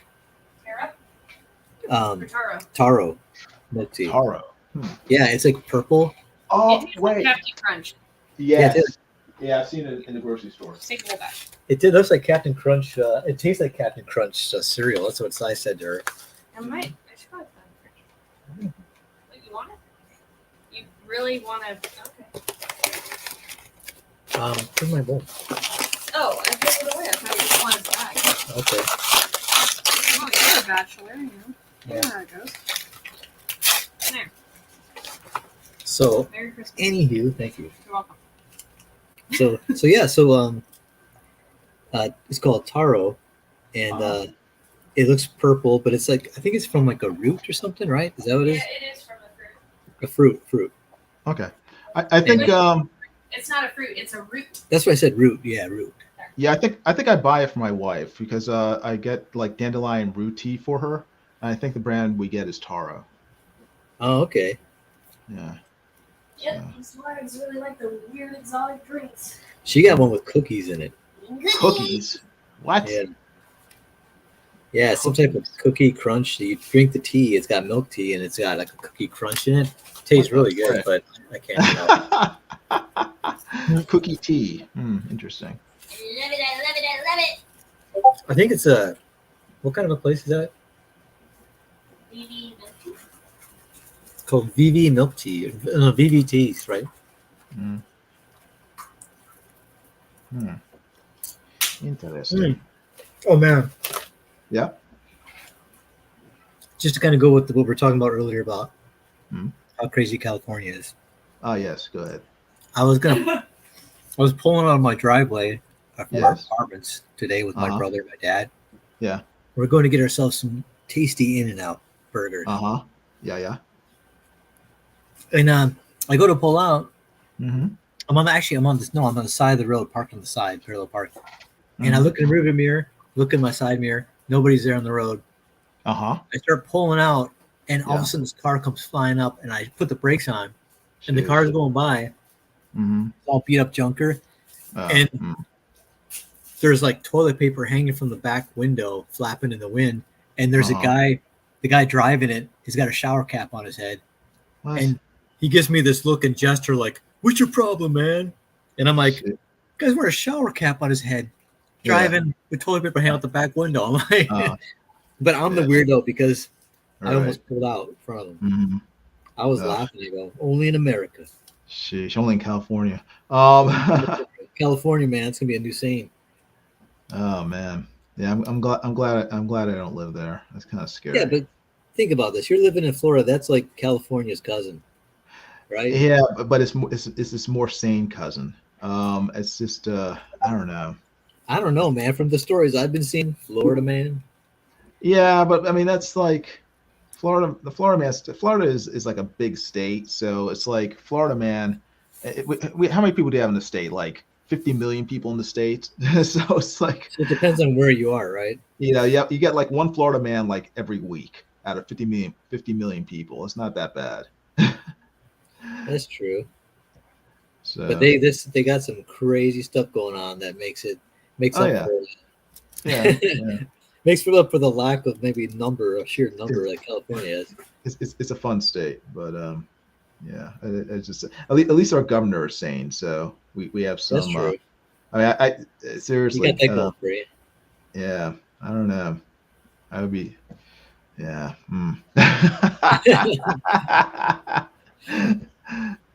Yeah, we have roving blackouts and brownouts here now. That's crazy. I don't. Oh my gosh, I don't know how you got. I mean, so where you live, there are certain times when the lights, where the power just does not work. Though they actually, well, my brother, where he Uh-huh. lives, they sent him like an email, the power company, saying between this time and this time we're going to have the power go out until That's like 1 o'clock. terrible. I'm like, what? But the thing is, I've never seen that until just recently. I've Yeah, heard of it, but I never experienced it. And then, yeah. so then I guess he said, oh wait, the power didn't go off, but they brown you out. So, but they only do it during the hottest times of the year so that your fans don't work. Yeah, And right. it's like, and I said they do that on purpose, though. I said what they're trying to do is, besides trying to kill off people, it's they only do it in the bad area, where it's not the best neighborhoods. Yeah, black areas. I got you. Yeah, it's true. Yeah. And they that's where I used to live, and Mhm. they do it so that people will die, also so that they'll kill each Mhm. other because when it's Right. hot, you feel like Right. Yeah. the rage, Tempers. right? Tempers flare. Yeah, Especially at work. and Yeah. oh man, I'm telling you, Amber, my wife's job too. They don't have AC, so she's in the thick of Wow. that heat. Where's she work? They don't have AC. In a comic store. Oh, she would. Oh, dang. They don't have AC in the comic book store? Nope. That's No terrible. AC. Yeah. So the place where people go to buy their collectibles, they don't have air conditioning. No. I know, it's wild, huh? How does that make any sense? That's like having an ice cream store where there's no refrigeration. Yeah. Can you send us What'd she say? She said, "Can you send us money to get an AC?" Yeah. Here's the thing: the guy, he doesn't own the building, right? And so Uh-huh. the people who own the building, they don't want to put in an AC unit, so they would have to do it out of their own money. It's ridiculous. So they would be putting in this expensive AC, but then they wouldn't have the benefit of. But I said I would try to say, I don't know if they can do this, but try to work out a deal where they take money off of the rent because of them putting AC in. But I don't know, out here they just don't believe in giving you deals like that. Sheesh. So, Matt, you Yeah. get comics at a discount? Yep. Ooh, you married But I wisely. don't really buy any comics. You married wisely, Matt. See? Yeah, Look- but I look- don't buy comics. Mm. You don't I buy buy- comics. No, I don't buy really any comics. I haven't been to the comic store except maybe twice in a year. Mm. But I actually did go in with the rattlesnake. That was the first time I went in months. Oh my gosh, Matt, you chose the wrong day to go in. Yeah. I don't know. That was the fun. That was a good time. It made me want to go back. I'm like, that was No. exciting. Maybe next time they'll have a scorpion. It's the wife's Yeah. apparently, Maybe. right? Huh? So the wife's not enough. Yeah, the wife's. No, she's exciting, but not exciting as a rattlesnake next to the Batman comic.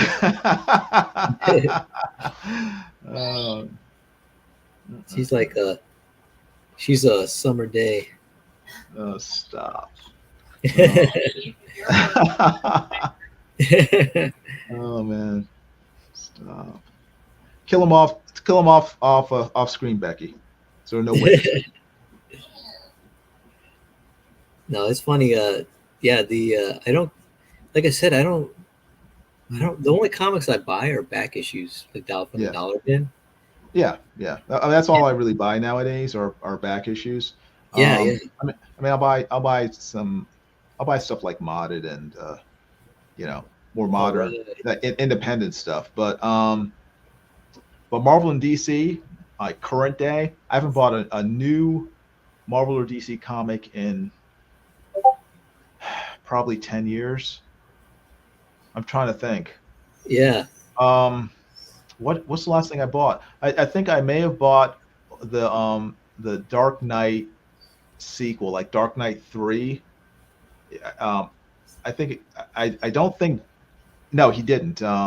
Frank Miller didn't draw. Someone else drew it. But that was years ago. I haven't actually bought a new DC comic in years, or Marvel. So Yeah. they've just completely turned me off with their sort of how do I describe it? Like, Politics. Yeah, right? identity politics. Yeah, all the identity politics in Marvel and DC comics completely turns me off, and I have zero interest in giving them my money. So Yeah, it's become really bad. Like, but here's the yeah, thing: I don't uh, buy Marvel DC either. But there's one book I started buying that was new, but it's actually in the dollar bin because it's like a year uh-huh. old or whatever. So I bought because I like Oh, the artist. Comics Bear is here. Oh, Comics Bear, Yay! how's it going, the Comics Bear? He's shown up. Hi. Becky says hi. I'm sorry, I interrupted you. What were you saying? Oh, I bought a Batman comic, a new Yeah, one yeah. from because I like the artist. Is it Jorge Jimenez? Possibly. I don't know. Yeah, he does. It's all digital art, but he has an influence of like a manga type of influence. Oh, really? And, his stuff Wait. has like yeah, I think I've seen it. It's is that the one with that new Batman villain who's like one of his old friends when he was training? Um, probably um it's like there's a redhead lady or no blonde or a girl with green hair, and okay, she's teamed up with. And it's this I don't know. weird cyborg guy that's like wants to take over Batman's position as a vigilante. I don't know. Yeah, that's him. That's he's not a cyborg. He just wears like a metal suit. Okay. But yeah, he trained with Batman when Batman was young, and they sort of he's the guy that they're implying Batman is, was bisexual with. What? Yeah, into current comics, it's terrible, Oh, terrible. Yeah, so they're slowly but surely destroying the legend of Batman. oh my gosh! So You can't even make this stuff up. yeah, yeah. I wish you could, but you can't. Yeah, It's crazy, man. it is. Batman The deserves day, better. the day and age we're living in is just Hmm. greetings, the comic bear. I like that. Greetings, all. Yeah.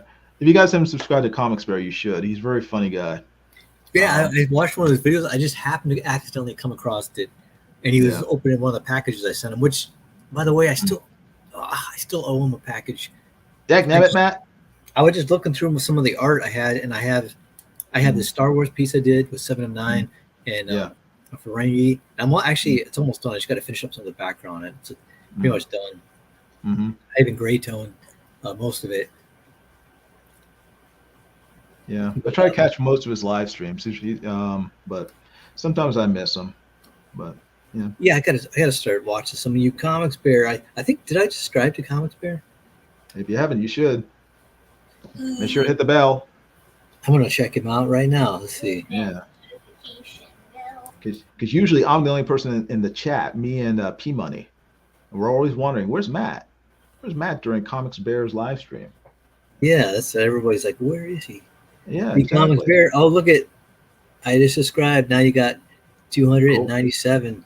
There you go. Wait, no, you got 117. There you go. It went up one to Comic Bear. Comics Bear typed in hashtag where's Matt. Exactly. Okay, I see. Flip. I love this flip tool, the mirror tool, I call it. Roddy wants to know what are you all drawing tonight? I'm drawing various things. Right now I'm drawing Spider-Woman, but Matt's drawing a page from his book Modded. It's a comic book modded. Modded it is. Oops.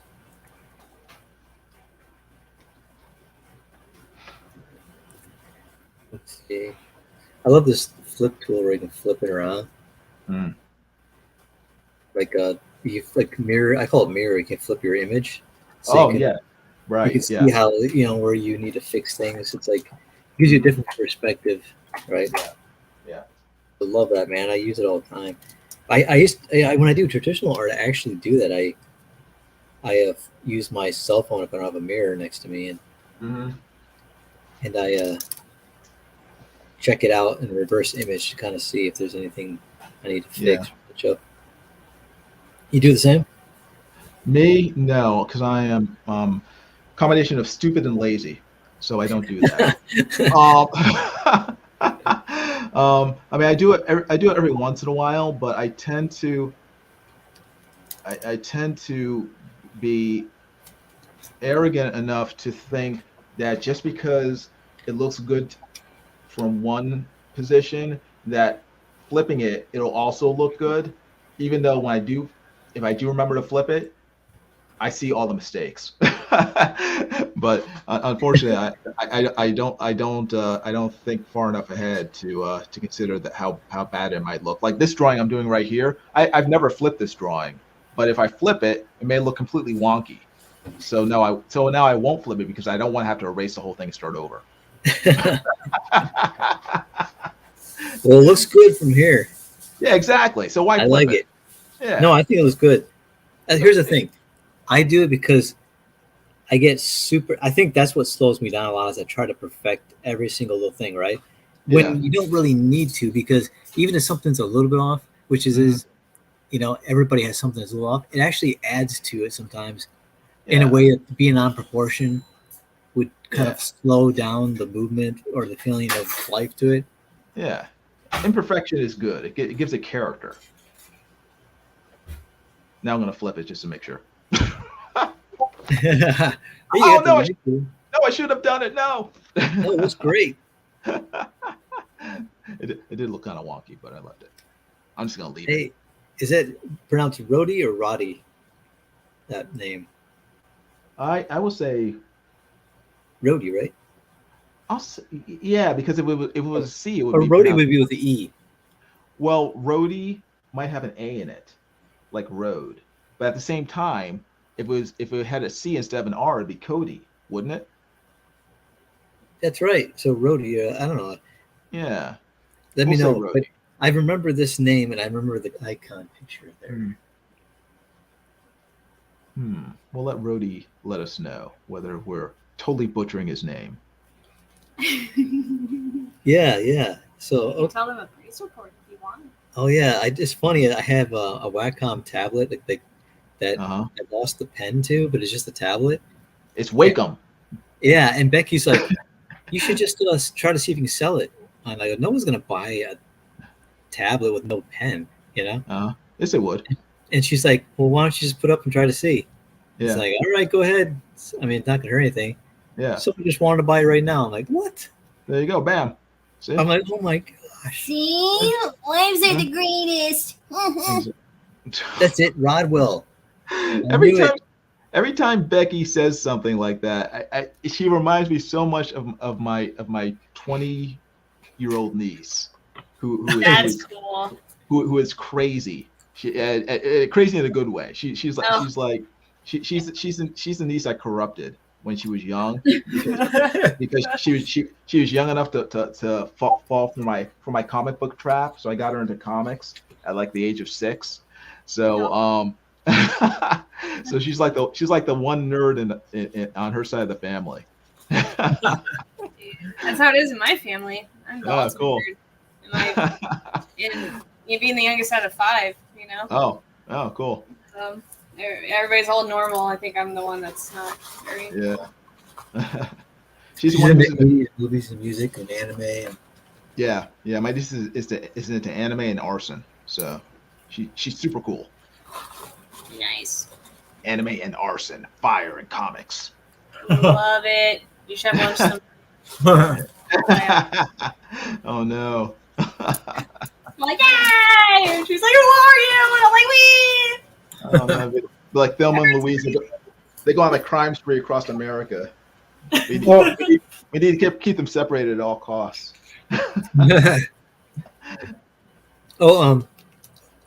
It says Roddy's. It used to be Rodwell. Okay. Yeah. The artist formerly known as Rodwell. I remember Rodwell. That's why I knew. He had this the Batman type of. I think it was a different image.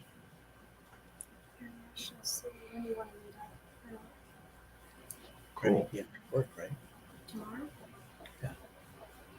Right? Or do you want to do? No, it could be tomorrow. I get Okay. off at 5. All right. So, Rodwell. I remember Rodwell. Okay, cool. Used to hang out back in the day. Yeah, I remember that. At Mike's channel, he was there a lot. He Comics Bear. What do you say? Jeff Potts pipes in. I'm Jeff, formerly Herman. Oh, no. The Comic Bear said, "How is Modded coming along? Panels look good so far." Also, hello, Becky. Hi. The Comics Bear.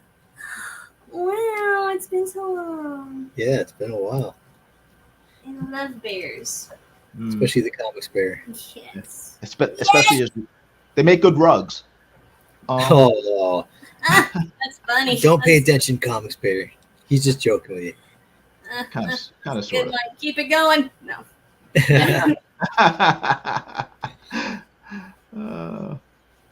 No, I am doing page, what is this? Page 44 of Modded. So it was supposed to be a 48-page book, but I still have a giant climactic battle scene to do. So it's going to be a lot more pages. Cool. It's going to be mangalicious. Yeah, it's going to be interesting. Oops. Yeah, cool. Can't wait. So have you thought about the trailer you're going to do for it? The what? The trailer for the campaign. I'm jumping ahead, Matt. the trailer for it? I'm actually gonna have to make one. Actually, I know. I'm hoping it's gonna be animated. No pressure. Yeah, I'm gonna try to put animation in. Definitely, it's gotta be. I want to see One Punch Man level animation. I want it to look like it was done by one of the top animation studios in Japan. Yeah. Yeah. It's gonna be. I could do it. It's gonna be tricky, but I'm trying to learn how to use this Clip Studio. Yeah. As using it as because they usually animation with this thing. So yeah. I can figure it out. Mm-hmm. Oh, still there? Hello. What happened? Oh no!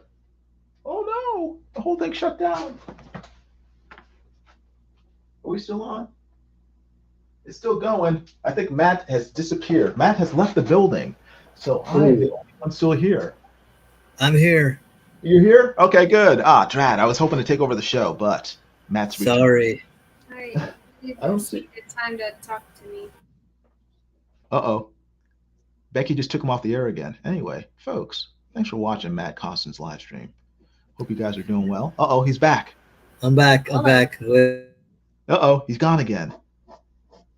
I think Becky is trying to take him out to dinner. But if you haven't already, make sure to subscribe to Matt Costin's YouTube channel and hit the bell for notifications of future videos for when Matt gets back and live streams again. And also, please, if you haven't done so already, please give this live stream a thumbs up. Help Matt out. It will help the algorithm. Hello, Gary Shipman Art. Good seeing you. Gary Shipman is a fantastic artist. He is the creator of the brilliant comic book. Oh my gosh, it just slipped my mind. Gary, help me out. What's the name of your comic book? It deals with a mouse. Oh, Titan Mouse of Might. Titan Mouse of Might. It can be found on Indiegogo. So if you guys have not yet subscribed to Gary Shipman or bought his comics, do so pronto. Yes. Uh-oh, I think Matt's back. I'm back. Hey, Matt. Good to have you back.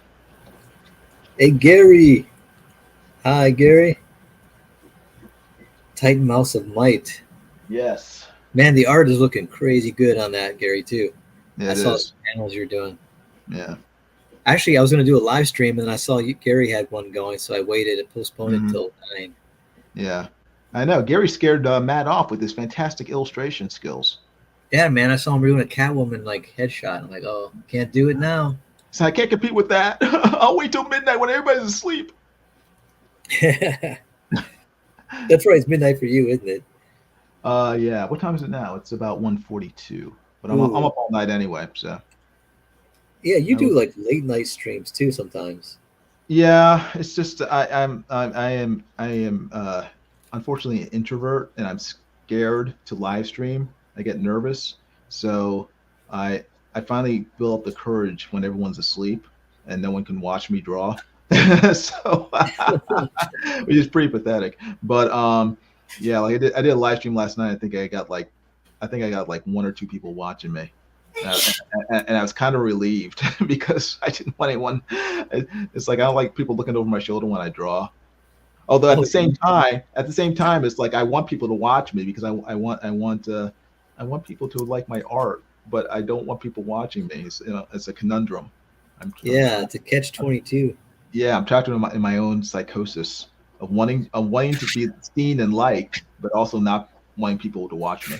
So it's funny, is like I actually can understand that because I felt like that a lot, and but it's being on Drawn and Quartered kind of helped me kind of break that feeling because you know, it's like I had to force myself to draw in front of somebody.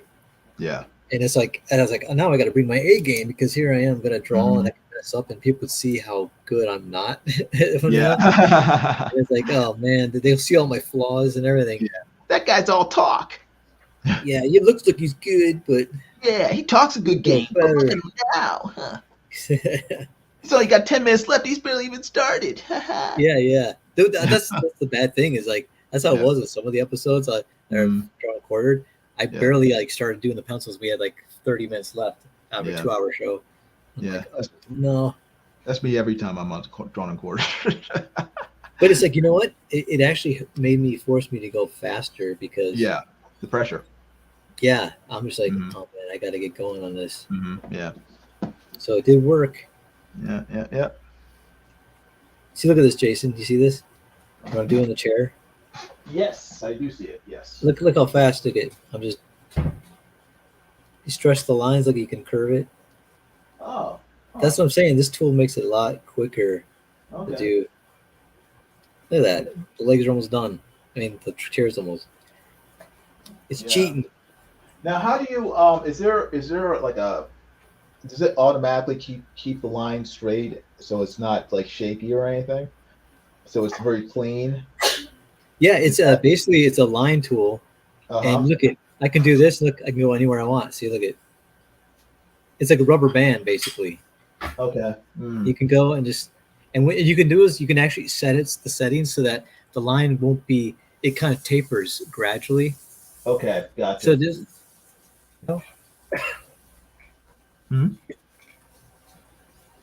Hello? Still there? Yeah. You all right? I got some popcorn stuck in my throat. Okay. Never mind me. We almost had a death on screen live, folks. So you saw it here first. Sometimes I do stuff to try to make the channel more entertaining. Yeah. I take it too far. Yeah. Like Houdini, when he tries to do the next magic trick. I try to talk and eat popcorn at the same time. Don't do that. It gets crazy. Yeah. Rodwell asks, did Mike get rid of D&Q? Well, no, it's basically it's on hiatus for a while because every time we try to get like everybody, like Mike said, it's kind of like wrangling cats. We try to get all the artists to come on, and it would be like me and maybe like Kevin could come, and then everybody else was like, "Oh, I can't make it." So it's like you only have like 3 artists, right? 2 or 3 artists, or 4, not even 4, but like, we couldn't get anybody to come. So we're like, they're busy on their projects and everything. It's understandable, but so it's on hiatus for now. But we're probably going to try to start it up again. But it might not be as regular as it used to be, like every week. But we do every Wednesday. We still go and live stream. Yeah. Drawn and Quartered Fan Edition is still going on Thursdays at 10.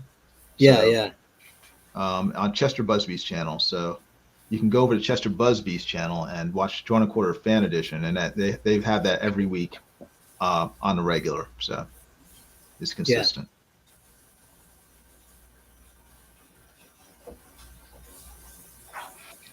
Yeah, they actually. I'm gonna go on there one of these days because you should. They invited me. Oh, good. You should go. I think I went once. I've been there once, maybe twice. Yeah. No, it's a good once show. I didn't draw. I just was like there as just kind of like support. Well, once it was like there was a contest going for Mm-hmm. something, and I was like, oh, I didn't want to. Mm-hmm. Well, you're a pro, so I was like, I kind of just watched. I didn't Yeah. participate for some reason. I don't know why. I can't Yeah. remember exactly. It doesn't really matter now. I mean, anyone, they don't care. I mean, it's just anyone can do it. So Yeah, just want to show up to show up. yeah, they're a cool Yeah. bunch. Mm-hmm. Yep. Yep. Yep.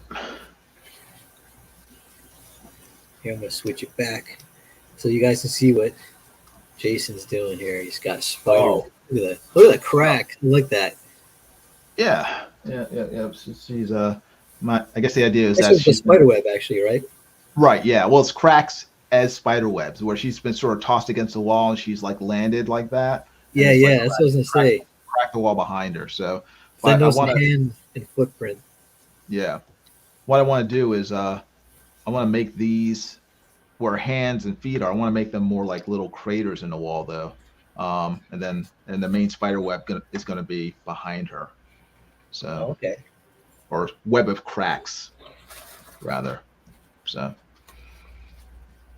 got to keep working on it. I have to work on my craters. I want my craters to look more like Travis Shiraz. Travis Shiraz. Is that how you pronounce his name? Yeah, you have to. He does like epic craters. If you've ever looked at his if you ever look at his artwork, it's like, oh man, I want my craters to look like that. Oh yeah. You know who I always look at for that is Mm. Katsuhiro Tomo from Akira. Oh yeah, he does great ones too. Yeah, and Well, that's where I get my cracks from, because if you look at his Akira, or also what's the other one, Domu. I don't know if you've ever read that one. Oh, Domu, I have that one. Yeah. It's a great book, but yeah, I would like look at those cracks and stuff from pillars and all the rubble. It's like, oh man, I gotta learn how to do that. So back in the 90s, I was always drawn as crack. You know who also does good rubble? John Byrne. Oh yeah. I always thought that he did very sort of organic, believable rubble compared to a lot of other comic book artists. And it's just like random the way he does it, and it just kind of worked for whatever reason. So Yeah. No, John Byrne, man.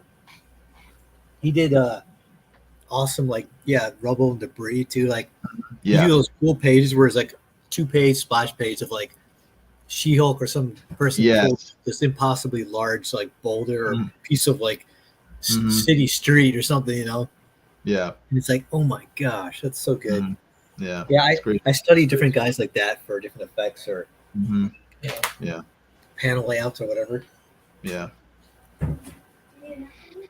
Hey, I'm gonna wash my hands real quick. I'll be right back. Okie doke.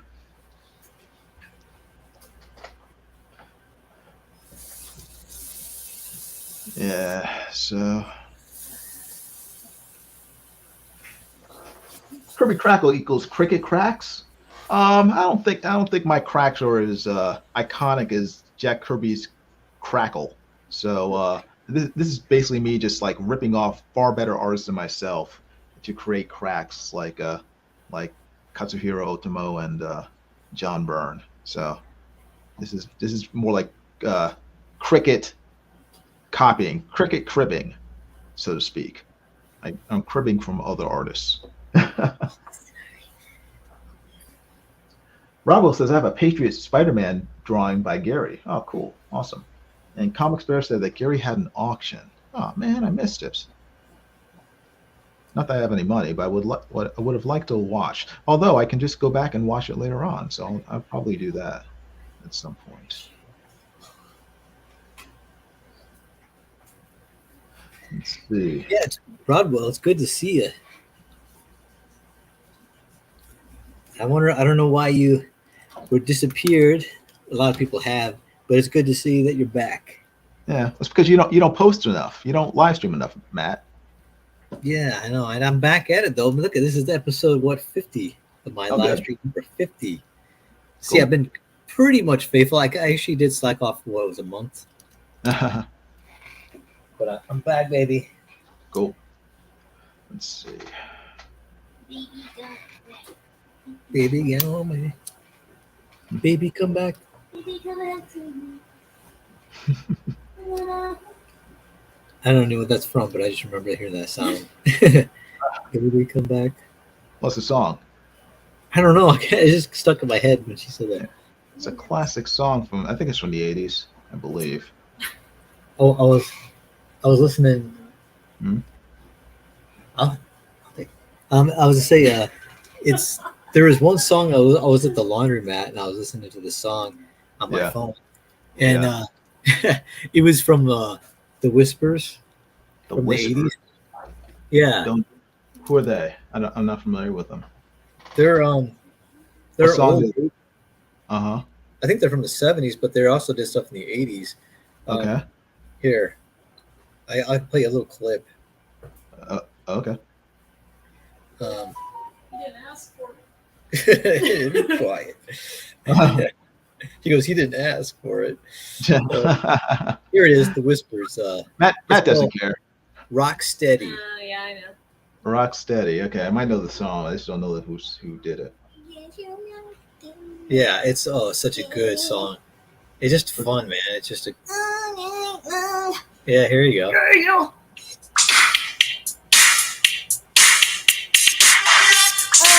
Oh, okay, yeah. I know that song. Yeah, the classic '90s song. Yeah, I think. Milk and Oh man, cheese, so milk and good. cheese. Milk and cheese.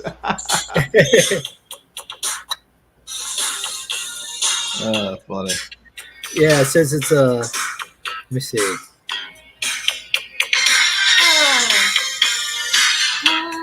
The Whispers. That's the name of it. That's the name of the group. Yeah. I would never have guessed.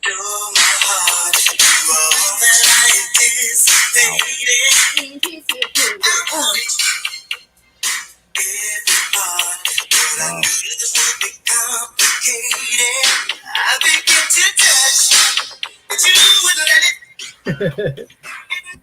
See, I was listening to that song at the Bondermat.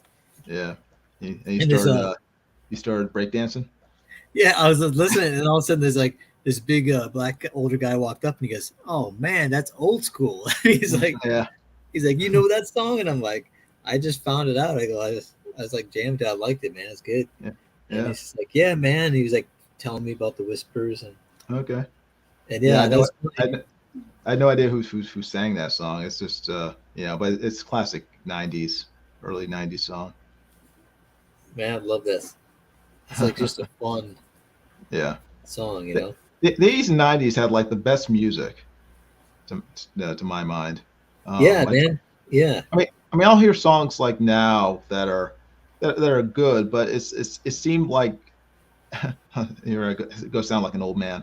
It seems like there are a lot more consistently sort of iconic songs from the 80s and 90s than there are from, say, the I'm trying to think of like really, really iconic songs from this past decade. I can't think of very many. No, it's true. And you know what's funny is I listen to those YouTube videos of the old songs, and there's people who are commenting who are like only like teenagers like now, right? Yeah. And they're like, man, I wish music was like this for my generation, because they said it just makes me happy listening to it. Yeah, it's like, exactly. You know, and they go, my stuff's so depressing and just like mindless. Yeah. So I mean, it's not just like people who, I mean, it's people from cross generations who are like, man, this music has some life to it, you know? Yeah. We need to bring that back. Jeff Moss says, what about Billie Jean? Yeah, man. No, it's funny. I listened to Michael Jackson just the other day, you know? Yeah. Oh man. Yeah, I like Michael Jackson. He's a good entertainer. So. Oh man, the music. Oh my gosh. I was listening to Michael Jackson, like what song I was listening to, what's it called? Which I'm trying to think of the one I was listening to. I'm trying to think of the song. I know the lyrics. Billie Jean. Yeah. Oh man, I was listening to that one. And that one, man, so I love that. I had that ringtone on my phone. Oh. and I was like, I was working in when I lived in Vegas. Yeah. Like my phone started ringing, And he was like, "Oh no!" And then this one, the girl looked at me, the manager, she's like, "Oh no, you didn't." Oh no! I was like, man. I'm like, yeah, just jam into it. Stop. That's hilarious. Oh no, you didn't. Rodwell says, "Is Becky Matt's girlfriend?" I said, "Yeah, his permanent girlfriend." Permanent girlfriend. Oh yeah, Rodwell, you missed some. I got married. Can you believe it? The old bachelor got married. Yeah. Finally. Finally, see. Exactly.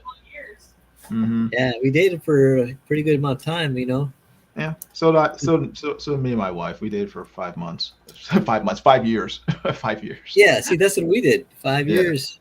Yeah. See, Becky, we're not the only ones. We dated for 5 years. Really? Yeah, see. I'm sorry, I didn't mean to blow out your eardrum, babe.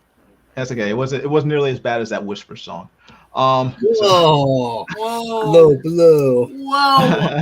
I share with you my heart, and you just rip it right out. But yeah, that was spicy. Oh yeah. But yeah, no, it takes 5 years to decide, whether or not this is someone you want to spend the rest of your life with. So Yeah. I can't jump into something like that.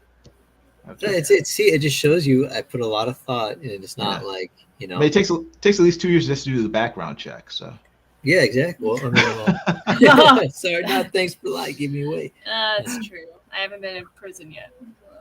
Yeah. So far, so good. Yeah, exactly. Juvenile records get sealed, so you're safe, Becky. I've been sober since 4. No, she's good. It's funny. It's like I'm like, this is such a huge deal. Even after we've been dating all this time, and like the night before the wedding, I was like, I couldn't even get to sleep. Right? Oh, really? Okay. Oh yeah, I was just like, because I was still like, I was like, this is such a huge deal, man. It's such a huge commitment, and I was like, what was funny is, I can't remember if I called her or she called me, and she called me, I think, and I was still awake, and it was like 1 or 2 in the morning, and right before the wedding, and she called me and started talking, and we were both kind of on the same page where we felt both kind of nervous. But then I go, I guess this is normal, to feel this. But we already paid for everything, so I might as well go through with it. Yeah, exactly. Why not? We're here. No. It's funny. After we got married, I was like, man, that was the best decision I made. Yeah, it's fun. I'm glad I didn't chicken out. Yeah, I love being married. Yeah, me too. Yeah, she has to go to a judge to get rid of me now. So. Yeah. Oh, that's the thing is when we went to City Hall to get the marriage license. Yeah. That was when it started really kicking in for me, getting nervous. I was like, oh man, this is like legal now. This is like legit.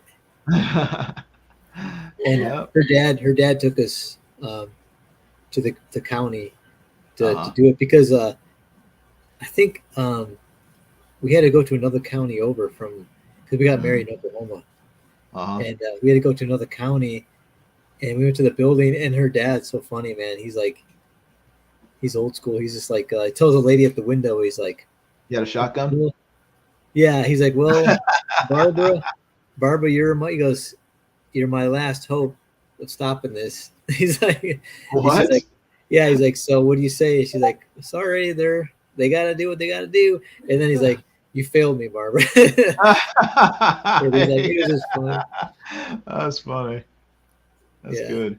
I think he was trying to take a little bit of the edge off because we were kind of both like, quiet, uncharacteristic, quiet, kind of like, wow, man, this is a big deal. And but no, it was a great experience, man. Good wedding. Yeah, that's awesome. You know what's cool? Is the original Ronald McDonald was at our wedding. Oh, Willard Scott? No. He was from was it 80s, Becky? 90s? Oh, was he dressed up? No, but he had his costume there in a display case. It was like right when I was 5 after I got. Yeah, it was by the bathroom. Oh, cool.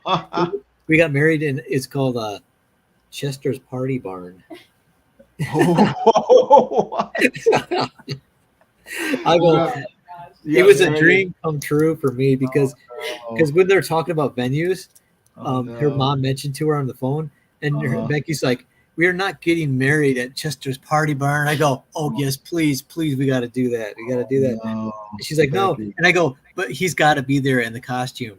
Poor Becky. Oh, and then she's no. like, "No," but then it's funny is he renovated the whole party barn theme, so it looked like this really rustic, cool like wedding with new floors and walls. Okay. It looked really nice, and it was like at a farm, you know. Okay, cool. And it's funny is we're sitting there eating, and then I look over and I go, "Who's that guy sitting at the table over there eating?" And I go, "I don't know." She's like, "I don't know." And then we find out her boss comes over and goes, "Man, this guy over here, he was one of the original Ronald McDonald's." And we're like, "What?" And he goes, "That's the guy. He's eating at Ronald McDonald's, eating our food." Stop. Oh, no. Cool. So I go, "This is perfect, man." I couldn't have been more happy. at least one of you was. Oh man, I just love that type of stuff, man. It's just like I don't want a boring, normal, everyday type of wedding. I didn't want something like that, you know. Yeah, we had the organist play the Darth Vader march when my wife came down the aisle. No way. Yeah, it was hilarious. Oh my gosh. And was that your idea? Yeah, kind of. And only we knew, and the organist. So when they started playing it, everyone started laughing. Oh my gosh, that's good. But yeah, it was fun. It was fun. Man, that's I wanted something like different. So yeah, it was memorable. It was good. Yeah. You only get married once, hopefully, so make it memorable.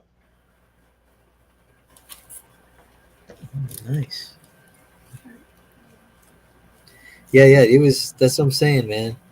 I wanted to make it just like we were contemplating like doing it like on the beach, but then we realized it was too expensive to have like the wedding and it's too unpredictable too. Yeah, outdoor weddings in California, especially. Yeah, anywhere. I mean, I went to my roommate's outdoor wedding in Georgia, and it was just like mud everywhere. It was crazy.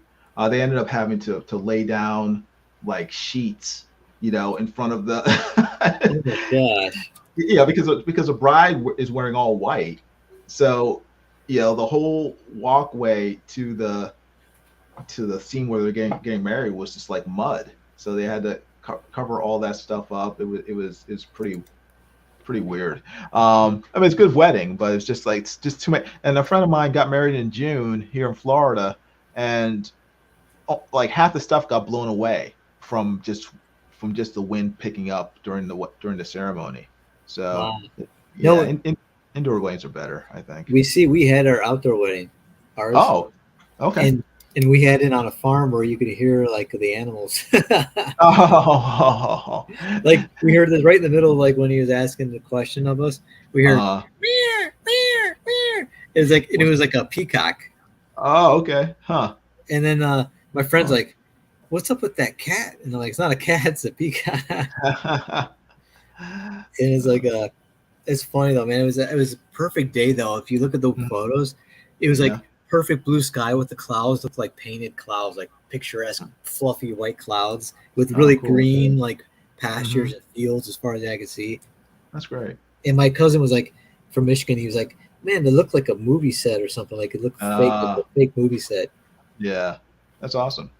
So yeah, it was a good time. It was out, and this is when we were driving away from the venue, and everybody said goodbye to us, threw rice at us or bird seeds.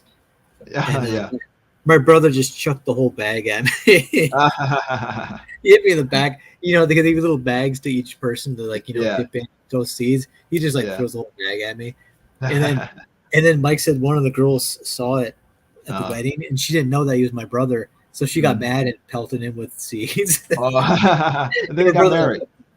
He's like, "It's my brother." They started dating. That's great. Yeah. Then they started dating. Yeah. That's how it works. That's how I met my wife.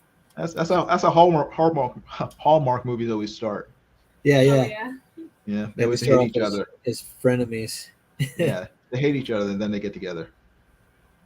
Yeah. So, but yeah, man. So it was a good wedding, and was yours indoors? You said, right? Yeah, we had it at the our in-laws church Oh, okay, cool. in West Boca.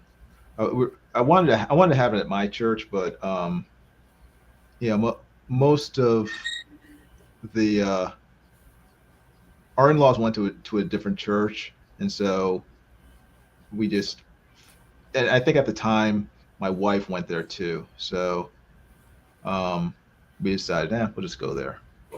So, and it worked out well. I mean, it was a great ceremony, and a lot of fun. Good. And then we just had the reception at a local hotel. I think it was like what was it? It was like the Hyatt, local Hyatt, I think, hotel. But it was good, very good, lot of fun. Cool. So nobody died. There were no drunken fights. So it was very, very entertaining. That's good. That's always good, man. Yeah, that was one thing I was worried about. Someone getting drunk and start a fight. Didn't happen, so that's good. I've been to those weddings. Yeah. Oh, thanks, Rodwell. He's like, I thought Matt was joking about the venue of his wedding.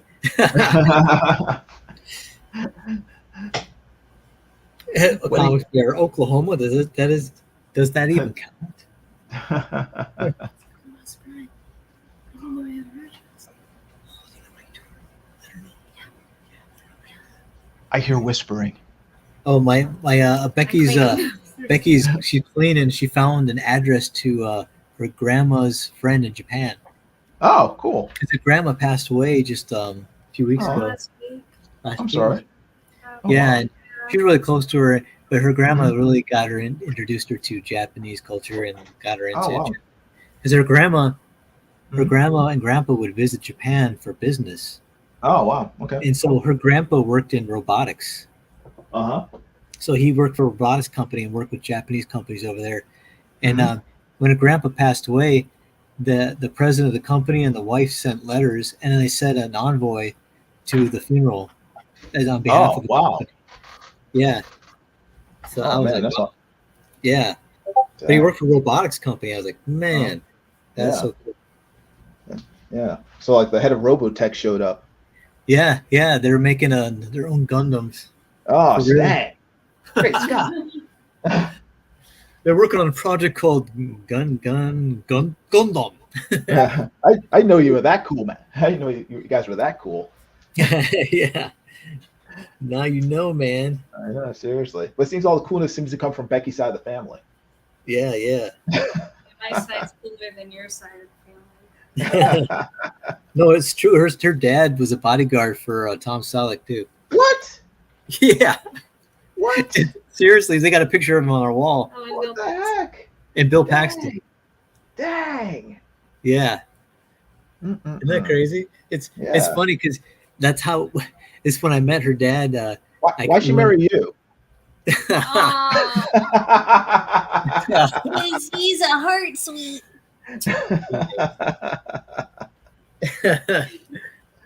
Oh man. Her dad, it's funny. I found out he was telling me about the stuff, Yeah. some of the stuff he did. Yeah. And then first time I went to meet him in Oklahoma, Mhm. I flew there for Christmas. Yeah. And so I met the whole family and everything before we got married. Yeah. And he was telling me about bodyguard and everything. So I was telling him I took martial arts too. So he was trying to show me a technique. So we're in the living room and the whole family's no. talking to each other. And then they look over and I'm on the ground with his knee on my head, pinned me. And he's like, try to move. And I go, I can't move. And he's like, I can't. He's like, and you guys like show me techniques. I'm like, And they said, "You're gonna marry my daughter, right?" yeah, you're marrying her, right? Gonna treat her good. And I'm like, yeah. You know, it's been 5 years since you've been dating my daughter, Matt. You're gonna do the right thing, right? Dude, her dad's old school because he got married after the third date. Oh wow! Yeah. Holy mackerel! Yeah, that's what I said. So for them, and her sister got married really young, all of her sisters, and So she was like, they got married like within a year. So Wow. her dating for 5, everyone was like, is this going to happen? Yeah. And I'm like, what are you talking about, man? It's only been like 3, it's only been 2 years. And then it's been 3 years and 4 years. I'm like, okay, It's been half a decade. Yeah. I'm like, babe, I know we've been dating for 18 years, but I think I'm ready to stop clubbing. I'm ready to settle down. Yeah, funny. But no, yeah. I went over during that same. I went over again before we got married, and this is when I actually. No, wait. The first time I went, it was in this towards this more of a warmer climate, summertime, I think. Yeah. And but anyway, the dad, he was talking to the son-in-law, the other son-in-law. Yeah. And I was a son-in-law to be, and the son-in-law was saying, "Remember when I first started dating your daughter? You know, you made me pass this. I had to take this test, martial art test, the kumite." And I was like, "Okay, test." And he goes, "He's going to give him the test." And then I look over at the dad, and the dad looks kind of like he didn't want to. He's like, "Nah," and he's like, "Come on, man, you gave me the test." So he's like, "Oh, all right." And so he told me to square up, right? Stop! No. So I square up, and he goes, put your hands down your side. So I put my hands down to my side. Oh, and he goes, "You ready?" And then he just slapped me right across the face. Oh no, Matt! And then I just started laughing. I was like, because it shocked me. I was like, "What the heck?" And then he goes, and then the brother-in-law jumped in, and he's like, "Wait, my turn. You didn't hit him nearly as hard as you hit me because I saw stars." and then he's like, and then I just go, "Well, because I have glasses on, I didn't want to hurt me, you know." Yeah. I didn't want to say you like me better. Yeah. That's funny. But no, then he told me what happened to him, the son-in-law. He said, yeah, he slapped him the first time, right? And we're really hard. Yeah. And he said, and this is the time when he goes, "You got it easy." Because when I started dating the first daughter, he said, I had to go around, all of his friends were like ex-CIA, NSA, FBI guys. Sheesh. And so they're all DEA agents, hardcore guys. He said, so they were riding me hard because it was his eldest daughter. Right. And but he said that after that first, because he was taking martial arts too, after that first test, he got slapped. He said at another time, he said, he was going to give him another lesson. And so he said, all right. So the son-in-law said to himself, he goes, if he slaps me again, I'm going to knock this old man out, you know? Oh, no. So, and then her dad said, I could tell that if I did to slap him, he was going to try to come at me, you know? Yeah, right. So he said, I kicked him in the nuts. I was like, oh my God. What? Yeah. So he did the same test, and he's like, okay, get your hands down your side. And he's like, bam, right in the nuts. I was like, oh. No, so he was on the ground. He couldn't even move. No, Matt. But this guy's like a big football player, you know? Oh, that doesn't matter, Matt. It doesn't matter how big you are. Yeah, when you get there in the duels. Yeah, we're all equal down there. It does not matter. Exactly. You can't build muscles. You can't build muscles around that area. Oh, man. Oh. Yeah, I was cracking up so bad. And then for a gift, after meeting of the family for the first time, he gifted me with a pair of nunchucks. Oh, cool. Yeah, and they were like, I said the exact same thing. See, Jason gets it, man. I was like, really? You're gonna give this to me? And he's like, I'll forgiven. Yeah, it used to be owned by his friend who was a DEA agent. Oh, man. And it was actually used because it was like hardcore, like solid wood, and it was all banged up like it's been used, you know? Yeah, had blood and hair on it. Awesome. A little bit of blood stains, but he told me I could get them out, or I could just paint with turpentine. Rodwell said I'd pass that test. Oh, I think I passed because I didn't. I don't know. I don't know over the past. I think he just wanted to slap the guy taking his daughter. Yeah, I was lucky. My father-in-law just hugged me the first time he met me. I didn't get slapped or punched or anything. Yeah, my friend goes. You just had to meet the parents moment. Yeah. It's like your father-in-law's Liam Neeson from Taken. Yeah, Taken. I have a special set of skills. Yeah. Yeah, Rodwell says, "Oh, he meant to say I'd fail it. I don't want to get kicked." Yeah, man. It was something. I'm telling you. Wow. Yeah, I'm it was glad, an experience. I'm glad you survived. Yeah, and what they gave me too after I got married, he gave me a cool pocket knife, like a cool lock Oh, blade. that's nice. Pretty cool. Yeah, I learned how to like flip it one hand open. Whack. Yeah, don't cut your fingers off. You need them. Nope. Yeah, yeah, I need these fingers. Well, you don't have it anymore. Becky took it away from you? No, Yeah, I took it away. well, unfortunately, it got taken away from me during some Oh, incident. at the airport? Yeah, Ah, that always happens. You don't take it with you on an airplane, Matt. I asked if I could fight him for it, but he said nah, Sean. They kind of like frowned on that type of thing. Yeah. I heard, yeah. I go, let me see if you can pass this test. They kicked you in the balls. Yeah. Pass the test. But, Put your hands by your sides. yeah. Put your hands down. All right. It's like Remo Williams. He's like, I did not say to leave them there. That's a great. I wish they'd made more movies for that See, series. that's what I said, man. See, you're on the same page. Yeah, exactly. Fred See, Mike Ward. Miller and- doesn't like those movies. What? Who? Mike Miller. That's. Oh no! You know, just because they have an actor basically in yellow face playing an Asian character doesn't mean you can't like the movie. No, it's true. It's like I found that actor, who the actor is. Yeah, it's Joel Grey. It's what's her name's father. Who? It's a girl from Flashdance. Not Flashdance. No, wait, that's but, Jennifer Grey's daughter. Yeah, Jennifer Grey's dad. Yeah, Jennifer Grey's dad. Yeah, what's that No movie she's in? way. Not Flashdance, but dancing something dance. Dirty Dancing. Dirty Dancing. Yeah. Oh, Yeah, that's so right, dad. Yeah, Joel Grey's very famous actor, mainly on Broadway. Yeah, I've seen him. I've seen him act in a movie with was it Rock Hudson? He's been in tons of stuff. I mean, he's is it Bobby Darin and someone else, Bobby Darin, and it took place in Italy. I think it was so good. But when I seen his face, I go, this guy looks familiar. I don't know why. So I looked him up, and he played Chun on. I was like, oh my gosh. Yeah, phenomenal actor. And he was great as Chun. I loved him as that character. Yeah, that's what I said. They only made that one, and now it's a classic. It's a what do they call it? What do they call movies that are not cult really classic? Yeah, it's a cult classic. Yeah, it's a cult classic now. I mean, that's what I said. Cult classic, man. Yeah, Mike's got a problem with, I think, because like you said, they didn't use a real Asian. Oh, that's part of the fun of the movie. You kind of know he's not Asian, but it's still hilarious. I mean, although I do kind of wish that they would make. Oh, they did. You ever see the TV series based on it? No, I actually just found out about it, but I didn't get to see it. It's on YouTube. You can check it out on YouTube.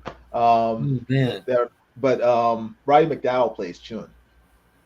No way. Yes. Does he have makeup on his face? Of course he does. He's not Asian. Oh my gosh, I gotta see that. It's so cool. Oh my gosh. But I do kind of wish they would remake it. What was that? Oh, you're talking to me or Becky? Yeah. Oh, you. Okay. Now I said I do wish they would remake Remo Williams. No, I know. I said, man, how great it was when Fred Ward just passed away too, and I was like, oh man.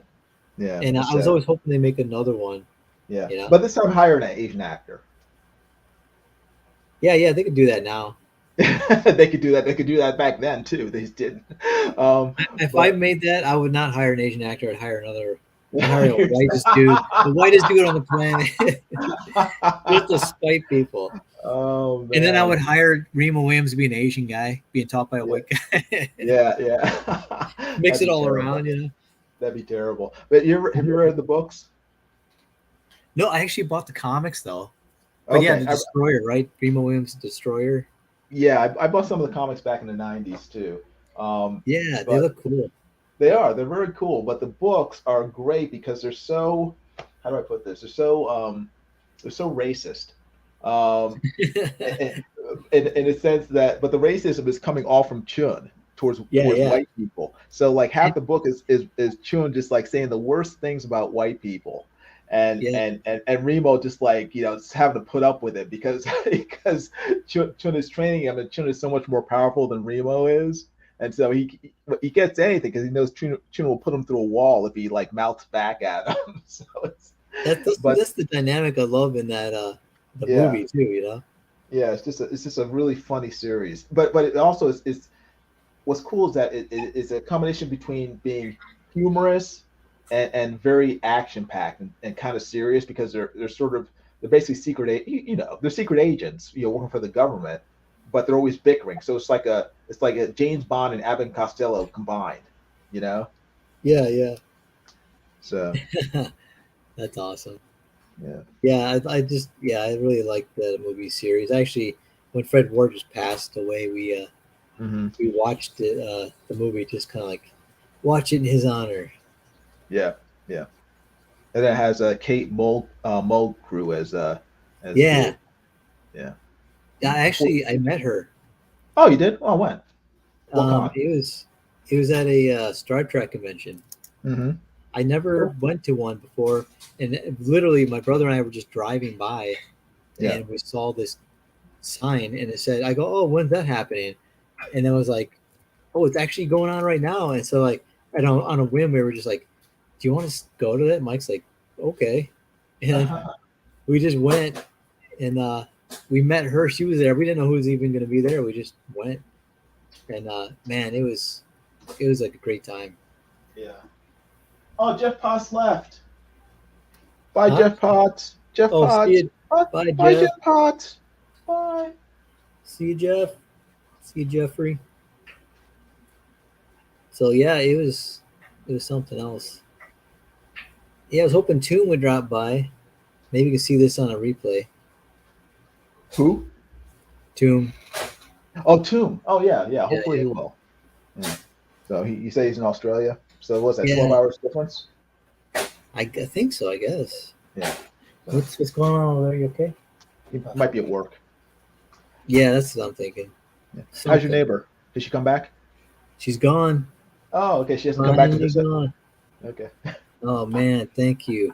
And I'm telling you, I once in a while look out the window and I'm like, she's gone though. I'm just like, I still feel like, and it was funny. I'm not even joking. The neighborhood's come alive, man. It's like people coming out of nowhere now.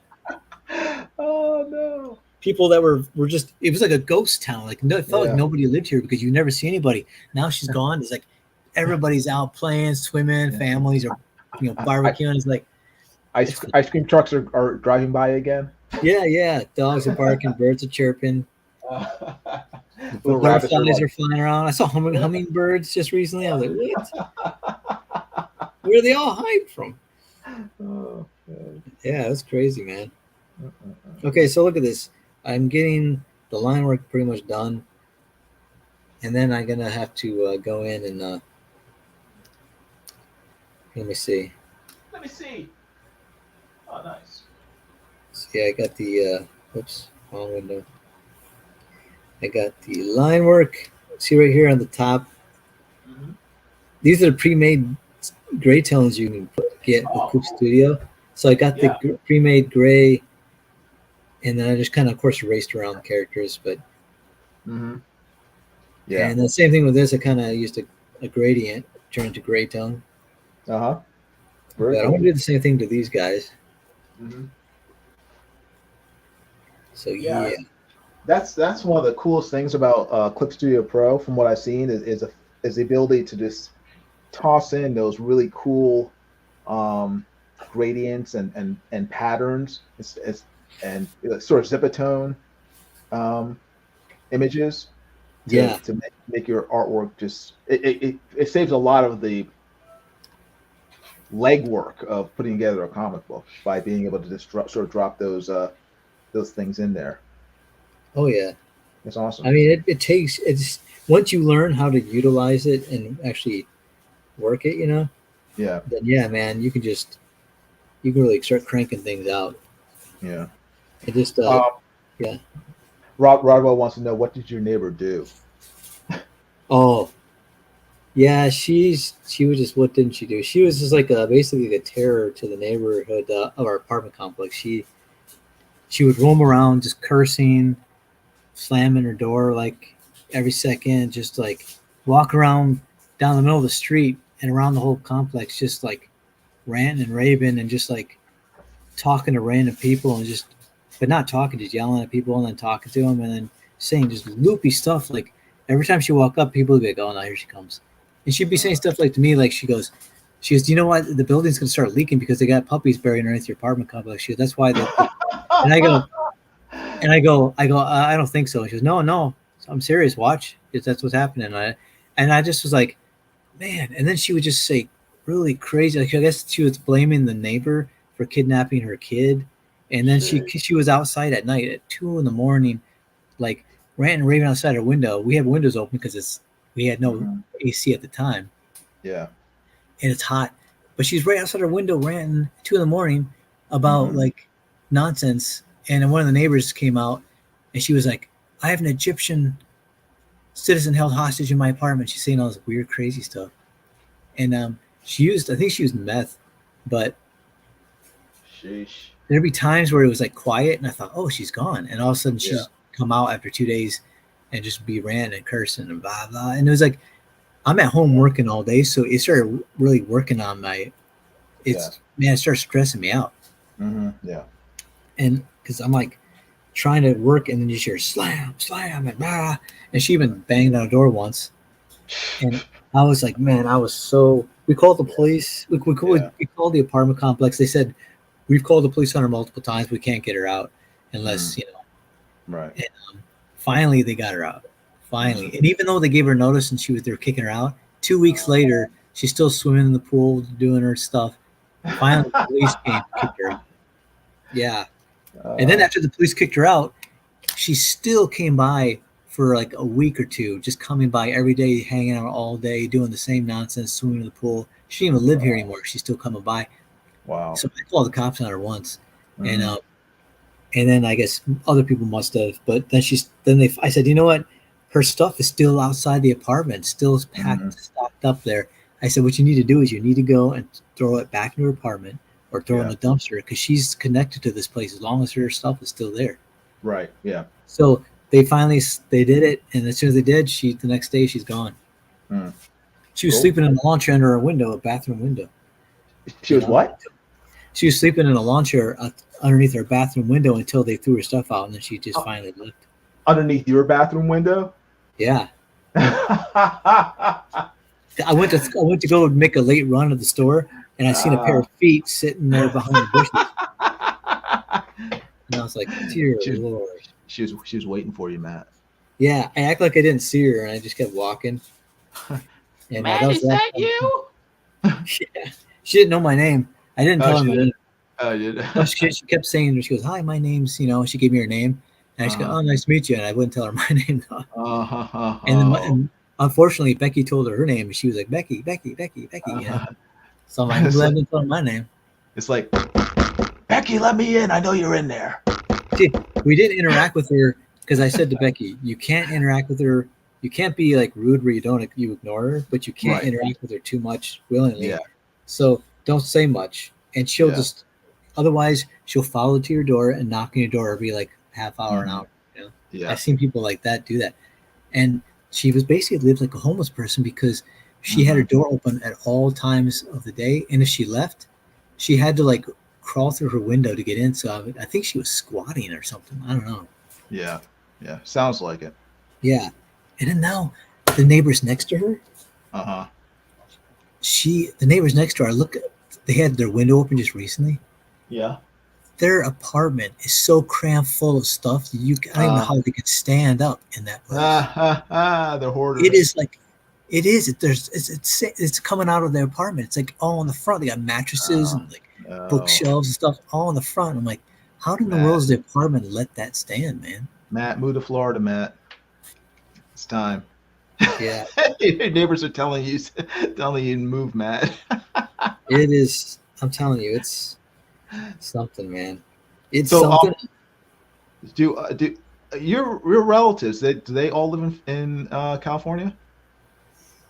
No, I don't have any relatives here except my in-laws. And my, your in-laws. And my brother and my dad are here. That's right. Okay. Okay. I thought your in-laws still lived in Oklahoma. Well, I have like 2 of her siblings live out here. Okay. So they actually, one of them lived out here before her. She moved out here, and then her brother moved out here after he got married. Gotcha. And he's actually a children's pastor at Calvin. Oh, that's fantastic! Awesome. Yeah. So like we'll sometimes we'll do events and stuff for them. Like we did children's, like we drew caricatures for kids at some children's event. Oh, nice. And then we dressed up for they had like a Halloween thing, but for kids, where it was Hallelujah night or whatever they called it. Mm-hmm. And we dressed up and we did like this walkthrough, like a biblical walkthrough, and so it was pretty cool. That's nice. Very nice. But we did help out once in a while, and her brother is a musician and artist as well. And, neat. And, that is very cool. Yeah, it's cool. I'm glad they moved out, because then Becky gets to see them once in a while. They're super busy like we are, but we try to see them once in a while, you know. Yeah. Okay, I was gonna say, I mean, if you don't have any relatives out there, but you do, then all my family, like my mom's side and my dad's side, are in different states in the Midwest. Yeah. And we saw them for the first time in 10 years. We saw them like a couple months ago. Oh, cool. They came to visit, and it's been 10 years since. Well, they came to the wedding, 2 of them. Yeah. But since before that, it was like, it was about 10 years. Wow. Actually, you know what? No, wait. No, it was longer. It was 14 years since we've seen it. Really? Yeah. Because once we moved here, we never went back, because it's just, we didn't have the money. Yeah. And we did once. We went once, and I found some good discount price stuff, but we're gonna go again. We're trying to go to visit again in later this month. I mean, not this month, but this year. Cool. Hopefully somewhere during the warm time of the year, because we can't take the cold anymore, man. Oh, really? Oh, I like the cold. I cannot take the cold. When it gets below 60 degrees, I'm like out. I'm like, no, I can't handle it. 50 degrees is like winter out here. Is like freezing. Like, we're wearing winter jackets and hats. Come on, Matt. I'm wearing a coat. When it's 60, I'm wearing a coat. You took a slap from her Special Forces dad. You can take the cold. Yeah. Oh man. No, I kind of like the cold, because the heat is just, it drains all my energy out of me. I find it oppressive. The cold, at least you can like put on layers to keep warm. When it's too hot and humid, you can only strip down to your skin, and you're still hot. After that, that's true. It's true. It's easier to stay warm than it is to stay cool. Yeah, that's what my brother was saying too. But he actually said, now I think because our blood thinned out being out here, he's like, I don't think I can take it anymore, the cold. Oh really? Oh wow. Okay. Yeah, it's like we're just like, man, it's way too much now for us. Yeah, it's pretty bad, man. We went to Midwest, and it was like 70 degrees. The next day, I walked out of the hotel, and it was 40 degrees. Ooh, awesome! We went from 70 to 40, and I was shaking so hard, and I was like, I feel like I was gonna get a cramp. Yeah, I would love it if a guy like that. That'd be fantastic. Oh no, man, it was horrible. Yeah, it's like, on a cool day here, it's like 85 with 80% humidity. That's a cool day in Florida. So I'm like, oh, please let it get down to like 79 one day. Man, yeah. See, that's like, was it Vegas? We lived in Vegas. Oh, it gets that hot there? It was like 120 degrees at one time. I was there. Oof. And I was just like, I didn't know you can get that hot. I never knew that was possible until I lived there. I'm like, what? And then I'm like, I could probably go out right now and try to fry an egg on the sidewalk. Oh yeah. And I never did, because I'm like, it's too hot to go out there. Yeah. I wish I would have, but yeah. When you're not there, you're like, yeah, I should do that. But then when you're there, you're like, I'm not going out there. Seriously. Yeah. Man, but it was like, it got so hot that people are like, whoa, it's a dry heat. And I'm like, at this point, A dry heat doesn't matter. Once it hits 120, it's like yeah, once it's 120, it don't matter anymore. You're like, hot's hot, man. yeah. It's like sticking your head in an oven and saying, oh, it's a dry heat. Yeah. It still kill you. It doesn't matter. It reminds me, it was at Bill Paxton when I see that. He did that, and I think it was Aliens. He's like, what's a dry heat? And it's like, shut up. Yeah, but it's a dry heat. That's funny, man. No. Poor Bill Paxton. Bill Paxton. Oh, yeah. Her dad, like I said, he bodyguard for him on this during their filming when they were touring for Twister. Oh, Twister. Okay, cool. And I guess he said Helen Hunt had a different bodyguard team. Uh-huh. And he said that they went to an event and the crowd all of a sudden just broke up and onto the stage and started rushing the stage. Oh, and whoa. Helen Hunt got freaked out.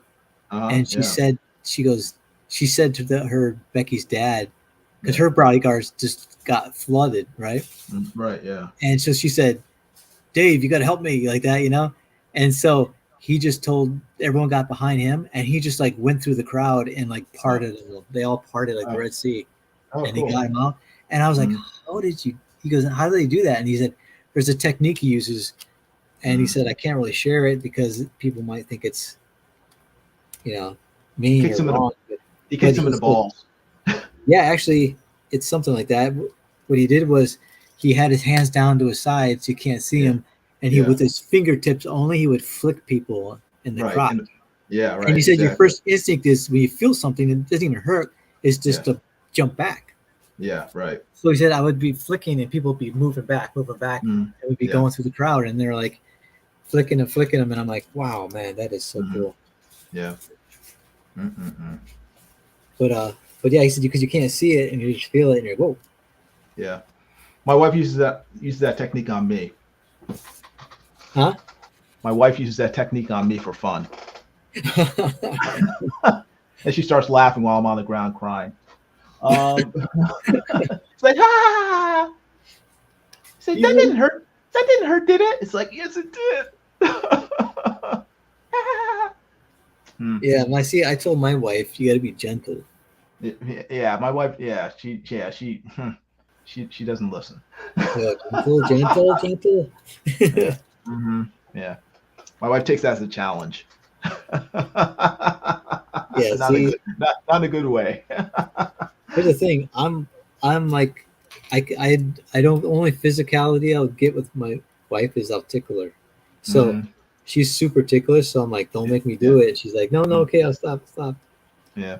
I'm like, I will do it, man. I know I don't even have to like do anything. And she's so ticklish. I just start raising my hand towards her. And she starts going, no. Yeah. So I'm like, it's easy. Yeah. I just bite her. But love bite. Like, sure, love bite. Alpha Proto says, "Wow, you're live this late." Hey, Alpha Proto, good seeing you. Hey, Alpha Proto.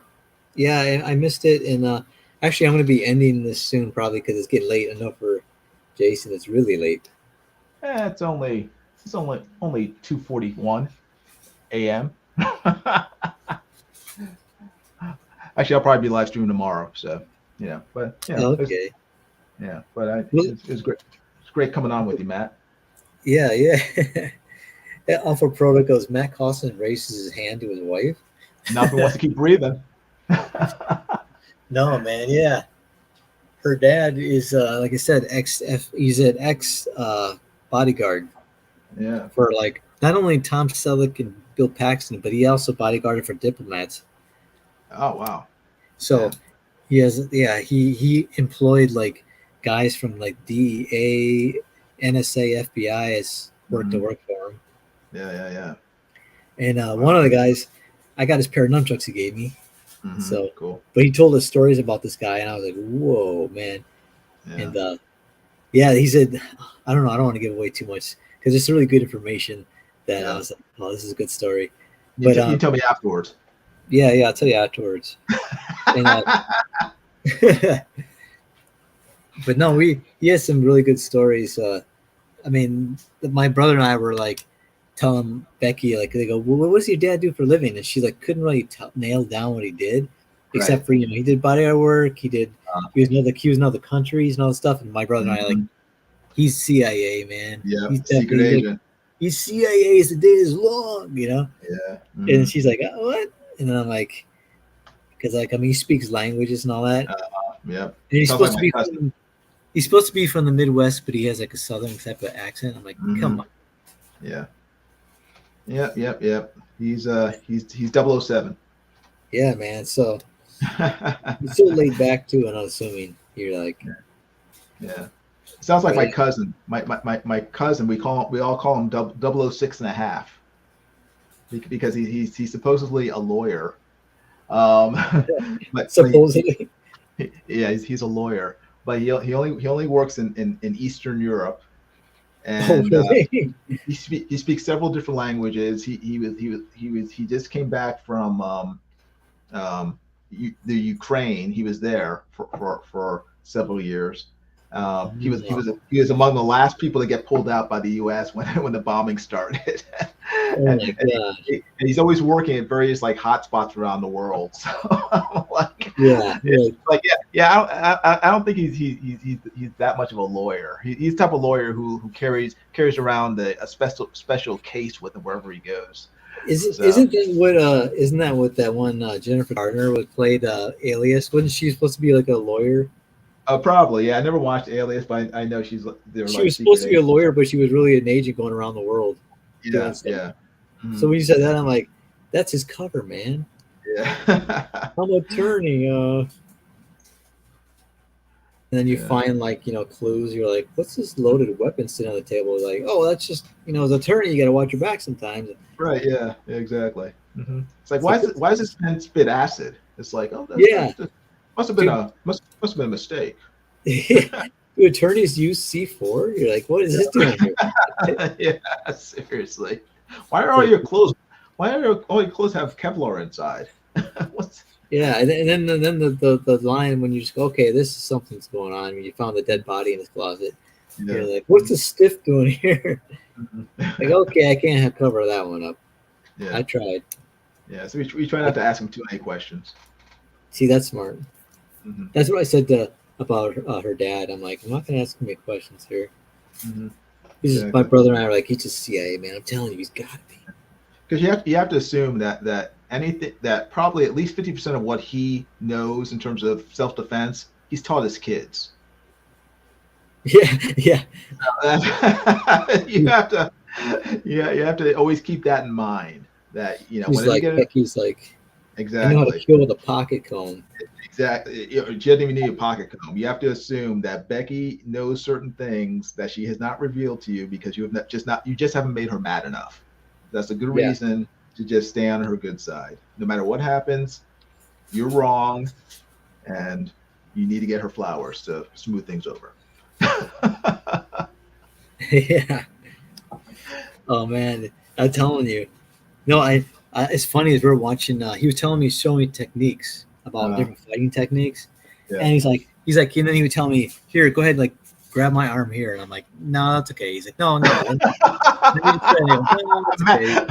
Matt's better judgment is telling him, don't do it, Matt, don't do it. Yeah, I'm like, this is my drawing arm. I need to use this to draw, and he's like, no, you gotta trust me. And I go, he wanted to show me a technique where you use your fingers to dig into somebody's side. Oh no! And he's like, she goes like, come here, show me. And then he said to the brother, and brother was like, no, that's okay. And he's like, let Matt show you. And he goes, show Matt. And I go, no, that's all right. He's like, come on, because I go, I don't, that's all right. We don't have to show me. I don't need to know that one. He's like, come on. So I'm like, I broke down. I'm like, all right. And then it's like, oh Matt. And I'm like, I knew it. And he's like, I didn't even do it that hard. And I'm like, Come on, you still have 3 more ribs. Don't worry about it. No, it's great because exactly. It's great because at our wedding, when we're driving way to our hotel room, her dad let us borrow his car, right? Yeah. So we're about to load up, get into the car, and her dad takes me to the side. And he goes, "I just want to let you know, that if you guys have any emergency, anything on the road, if you check in the back of the trunk, I got some kits in there. I have a med kit because I'm not talking about bandage stuff. I'm talking about like he said." Massive bleed stops and stuff like that, and everything. And I just he's got a generator in the back and all this stuff. And I'm like, whoa, and like he's got legit. It looks like it's like professional, like just set up. He's got like for bullet holes, bullet wounds, like how to stop the bleeding and all that. And I'm like, dang. He's like, if you need it, it's right at the back. Like, cool. He's got disassembled 50 BMG back there. What? He's got disassembled 50 BMG back there. Yeah. It shows people trying to mess with us, and like we're in the hotel room, and like we're just loaded to get packed, Yeah, he's got 20 there. You got 25 gold coins in there just in case. Yeah. We got the marked bills and like the 3 different currencies. Yeah, it's set up like John Wick's trunk. Yeah. We got rubles, we got like American dollars, and then we have the Japanese yen, and then the Chinese yuan. Rodwell says Becky knows how to clear a crowd if necessary. Yeah. Oh man, yeah, I'm telling you, it's fun for me. I like being in that type of. To me, it's a perfect match for my personality. A type of. Yeah, it sounds like a great family. Yeah, it's fun, man. I enjoy it. You got a wife who works in a comic book store, or a father-in-law who kills people with his bare hands. Yeah, sounds pretty awesome to me. Yeah, man. And then her other family works in the oil industry. Oh, really? Oh, cool. That's nice. Yeah, so they do like they have a business where they train people, and they also like inspect oil rigs. Oh, wow. So yeah. So it's fun. Yeah. It's when we go to visit, and it's so quiet. It's like Oklahoma, right? Yeah. It's so quiet at night. I'm not used to it. I'm used to like crazy meth addicts screaming in the middle of the night. But it's like, oh, sheesh. I hear traffic and the police car. When we're there in Oklahoma, it's so dead silent. You can hear a pin literally drop if they drop down the other side of the house. That's it's just like if someone coughs on the other side of the house and you hear it, we're like, it's so dead silent that I couldn't sleep. Wow. Like, I couldn't even sleep, so I had to get my cell phone out, and I looked on YouTube, and I found the sound of a fan for 10 hours. It looped for 10 hours, a fan. Yeah. So I put that up, and I could sleep. That's good. YouTube is so cool. I mean, there's so many cool things in it that you never even thought that you would want to watch or listen to. Yeah. And things like, I mean, I for some reason I like watching those videos that there's almost no motion. It's just like a scene of like, say like a mountain cabin somewhere, and it's snowing outside. It's just the sound of like the snowstorm outside. And I just like sitting there and just watching that on my TV. And I don't know why. Oh, yeah. It's just I know what you mean. Yeah, it's just like you said, it's very relaxing. And even though I'm not falling asleep, I find it very calming. Just sort of hearing things like a snowstorm or like a thunderstorm, or I'll watch videos of like people walking through rainstorms in Tokyo. And it's just like an hour-long video of just like the person just like walking. You're looking at Tokyo from their perspective as they walk through this different side streets and stuff in the rain. Oh, that's cool. Yeah, it's cool. Like yeah. No, they had one I found on YouTube by accident. It's like a drone or helicopter flying over where they shot locations of Lord of the Rings, like with the New Zealand. And then it's like, then they have Lord of the Rings music playing. So it's just mountains and fields and the hobbits and everything, and just flying over it, just peaceful with the music. Yeah, like the Hobbit theme, and I'm like, oh my gosh, yeah, that's so cool. It's very cool. but at the same time, I love watching videos of, and I like watching it with my wife because she doesn't really like heights, but I like watching videos of like these crazy mountain passes in China, like on the sides of cliffs that are like 10 inches wide, and people are like walking them. Oh, And so really? it's like a cliff, like a sheer cliff, and then there's like a path 10 inches wide that people have to like sort of shimmy across in order to get past it. And then Oh my and then gosh. on the other side it's just like sheer drop. And Wow. and for some and you know you're watching it from these people from the people's point of view because they're wearing GoPros. As Oh, and so it's like you're traveling along the side of this cliff, and it's like you get this cool sense of like almost vertigo because they look over the side and it's just like just a sheer drop on the other side. yeah. It's kind of cool. That is cool, man. See, I Yeah. like that. Oh, speaking of which, we're talking Mhm. about this. The Disney Channel. Like, Yeah. I don't subscribe, but I have a family member who does, Right. so they Yeah. let us log in, right? Yeah. Well, they actually have. You click on the video, and it's the same. Like I told you about flying over, the Lord of the Rings areas. Mhm. Yeah. Mhm. It's a camera flying over like Star Wars landscapes, like Planet Hoth, or like Oh. the Whoa. Jabba's like world, like Tatooine, Uh-huh. and it's Oh. just with Star Huh. Wars music playing softly, and you can just see like wildlife, like from like Tauntaun, like a herd of Cool. Tauntaun going through the Yeah. Yeah. snow, and then Yeah. Yeah. when it gets close up, you're like the Stop. sound effect, and I'm like, oh my gosh. And That's then kind they of even cool. have you're flying over like Mhm. Tatooine, and then I think you see C-3PO and R2-D2 going in the sand in the middle Oh, of nowhere, just that's like, clever. and I'm like, Yeah. it's so cool. It looks Yeah. real, Yeah. Yeah. Yeah. That's a lot. But yeah. So That's I very don't know cool. if you ever get a chance, if they might have it on YouTube, that'd be cool. Someone filmed it. I'm sure they do have it on YouTube. Yeah, it's so cool.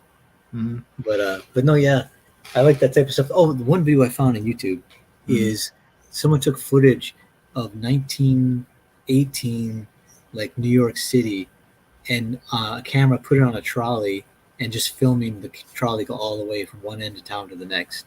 Huh. And so you can see people and stuff walking by and cars and buggies like going really close to the trolley while it's coming right at them, and they just barely. Yeah. And it's like, oh my gosh! And they clean the footage up so it looks like it's like you're Yes. there. Yeah. I've seen that stuff. They take old footage from like even the late 1800s. Yeah, late 1800s. Yeah. To sometimes they do it the 1920s, sometimes 1930s, 1940s, and they'll clean it up. They'll up-res it to like 4K, and then they'll speed it up so that the footage doesn't look herky-jerky like it usually does. It'll look smooth, and it's so cool. So kind of seeing a window into the past, seeing what life and how people looked in the past, a century ago or even 80 years ago. I find it so interesting. I've seen those exact same videos. They're very cool. Yeah. What freaks me out is it makes it more like these people like aren't really different than the way that everything looks is like it's just like that's just like it would have been filmed yesterday. Right. Yeah. But exactly. it's actually the technology is like not there, and it's right. You're almost like, whoa! It blows your mind because you're like, these people are just people, Yeah. And it's like, you know what I mean? It's like your mind. Yeah, you know what I mean? It's like your mind. You're thinking, oh, it's like medieval days or something. No, it's like, it's like even back then, people are just. Yeah, your mind. I don't know. You think differently. You think it's going to be some a little bit far out weird, which. I mean, can you imagine? People come and live and see him today. How crazy it looks today. Yeah. Oh man, people would be like, "What had happened?" They'd be horrified. Yeah. Oh man, yeah. Oh, but speaking of now, I just saw on Tubi. There's a movie with Denzel Washington that I never even knew existed, and it has Val Kilmer and Denzel Washington, and it's directed by Tony Scott. What's it called? Deja Vu. Deja Vu. I've never seen it. I don't remember. But it came out in 2006. Really? Okay. That's around when I don't remember hardly anything during that year because that was like a bad year for me. But Yeah. it was just like I don't know why. I that's had to be the only reason I didn't see it because I like Denzel Washington and Val Kilmer and I love Tony Scott stuff. Yeah. I mean all that team up. I like And him I'm too. like, I don't even remember that movie being made. yeah, that's what I mean. I'm like, I don't even remember seeing a trailer for it. Yeah. I was like, I never knew Denzel was in a movie with Val Kilmer. Yeah. And vice versa. What was it about? It basically is about. It opens up the trailer with a ferry exploding, like ferry going across the river with all these hundreds of people in it, and it just explodes in a fireball. And so they're trying to figure out, like an hour later, trying to figure out what happened. And then they had Denzel comes on. He goes, "It wasn't an accident. It was a homicide. It was they killed people there, right?" So they figure that out. So he gets hooked up with another team who's also researching it, and this other team is Val Kilmer heading, and basically they say we have special technology where we can actually look into the past for 4 hours into the past. Mm-hmm. Like they can actually communicate with people 4 hours in the past. Huh. Yeah, so it's like, so they're trying to actually figure out, Right. and then there's some woman involved where they got to somehow contact her, and they're like, he's like, how can you do this? And they're like, he's just like, freaked out. And then I don't know the details of it. It just looks like, I love time travel stuff. So yeah, me too. And he said, yeah. Alpha Press says, don't tell him the twist ending. Oh yeah, see, I don't know. Okay. So you can't tell me. Amy Lester's here. How you doing, Amy? Good seeing you. Hey, Amy, you're up late too. Hey, Pyro, Deja Vu is so good. Welcome to the stream, Pyro, too. I don't think I've seen you before. So, yeah, Alpha Proto, good seeing you too, man. I do not know. I have to see that movie because, Jason, it's on Tubi as well for free. Okay, cool. So, and Rodwell, thanks for subscribing to me. I appreciate it. Yeah, thanks, man. Rodwell subscribed to me. Thank you. Everybody else subscribe to me too. Yeah. Remember also, you guys follow me on Instagram. We got a new one. My new Instagram is _Matt Cawson _. So my old one is just Matt.Cawson, but my new one is _Matt Cawson _, all lowercase. So yeah, just check it out. I'm posting up stuff. I'm trying to get to a regular everyday sketch. So it's mostly sketches, and once in a while I'll post up pages or finished illustrations. But for now, I'm trying to get some work done, so I don't have time to, I can't post up work that I'm working on sometimes, so I want to post something up. So, sketches it is. But yeah, you can watch Jason. He's going to be live streaming tomorrow, right? Yeah, I'm probably going to. Probably going to be inking some of these drawings I worked on, today and yesterday. So, like this one, or this one, or whatever. So, we'll see. Here, show them again. Wait, let me see. You got the Spider Woman. So you can ink. You had a bunch of pencil ones. Oh, yeah. Power Girl. Yeah, I gotta zoom out a little. Oh, there you go. There you go. It's a little better. Yeah, Power Girl is one of them. Yeah. Got this one. Monica Rambeau, Captain Marvel. Yeah. Power Girl. Yeah, I love that one too.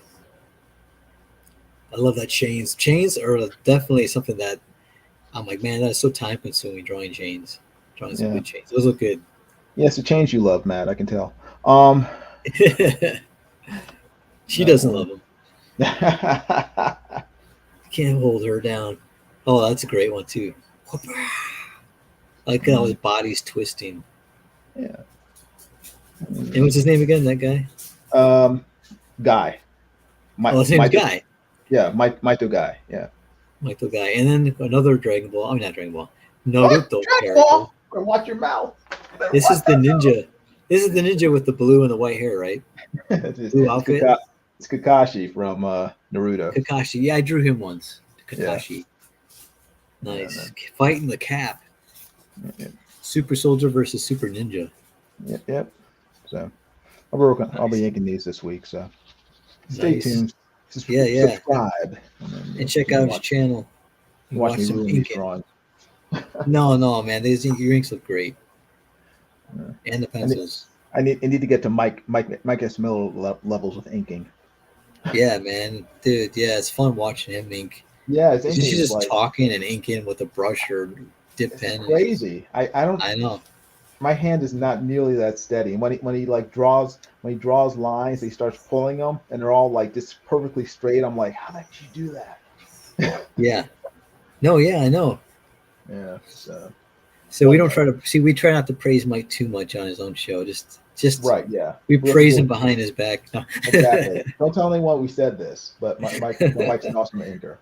So. Yeah. Mike's head's big, so big already. It's like you feed into that. If you feed into that sort of ego-ness, he will it doesn't do anybody any good. So Mike's better off thinking that he's not as good as he really is. I don't know. He's definitely doesn't hurt him. Yeah. But no, yeah. Speaking of which, because I'm going to be ending this soon. Just I don't know. I'm thinking because Jason probably wanted to get some rest or get something to eat or whatever you're doing tonight. But we'll join Mike Miller on Blacklist Universe on YouTube, and Jason and I will show up at times. Jason shows up if Mike feels in the mood, right? yeah. If Mike doesn't mind dealing with my annoyingness, he sometimes sends me the link. But Yeah. he always sends Matt the link because Matt is very pleasant to hang out with. Me, it's hit or miss. I might say something stupid. So Mike's not sure if he wants to deal with that on a daily basis. So Yeah, yeah. He wants to be played safe. You never know what Jason's gonna Right. say. As You don't know opposed to me, I'm always predictable, right? Yeah, you're a safe bet. You're entertaining Yeah. and you're always very pleasant. I might be just either boring or curmudgeon-y or whatever. You don't know what my mood is. Depends on You're always good, man. depends on the time of the month. So Yeah. No, you're always good.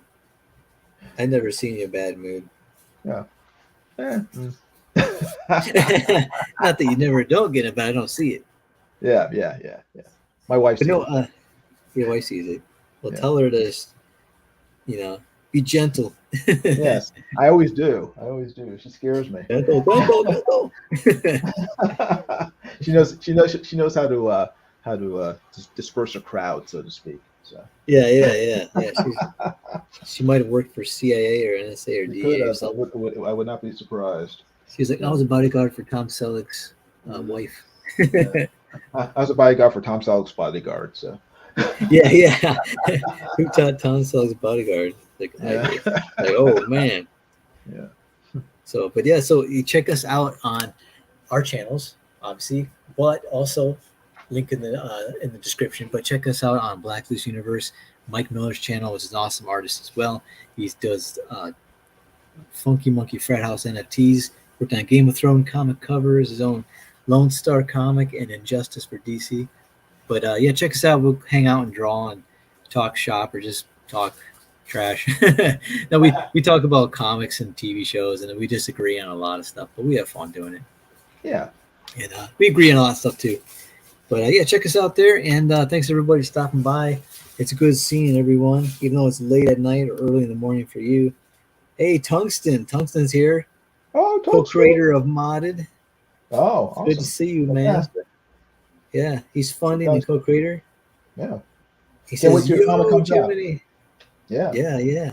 Can't wait till Modded comes out. So yeah, me too. I'm gonna get it done. I'm working on it. He says, looking good, man. Thanks, Tungsten. Appreciate it. Yeah, so we got Alpha Proto, Rodwell. Good seeing Rodwell for a long time. Pyro, Amy Lester. Awesome. And I know Jeff Potts was here. And Jeff Potts. And, of course, we got Josh Griffith and Andy Hayes. Andrew Hayes. And the Comics Bear. I can't forget the Comics Bear, man. Yeah. And, of course, he graces us once in a while is Gary Shipman. Gary Shipman. The impeccable Gary Shipman. Yeah. Yeah, so yeah, thanks for stopping by, guys. And like I said, I might do a random stream. I know Jason's doing one tomorrow, so check us out. Subscribe, like this video if you haven't already. And thanks for stopping by, guys. Everyone have a good night. Bye, We'll see everybody. you later. Bye. Thanks for watching. Yeah. See you guys. Take care. See you, Tungsten.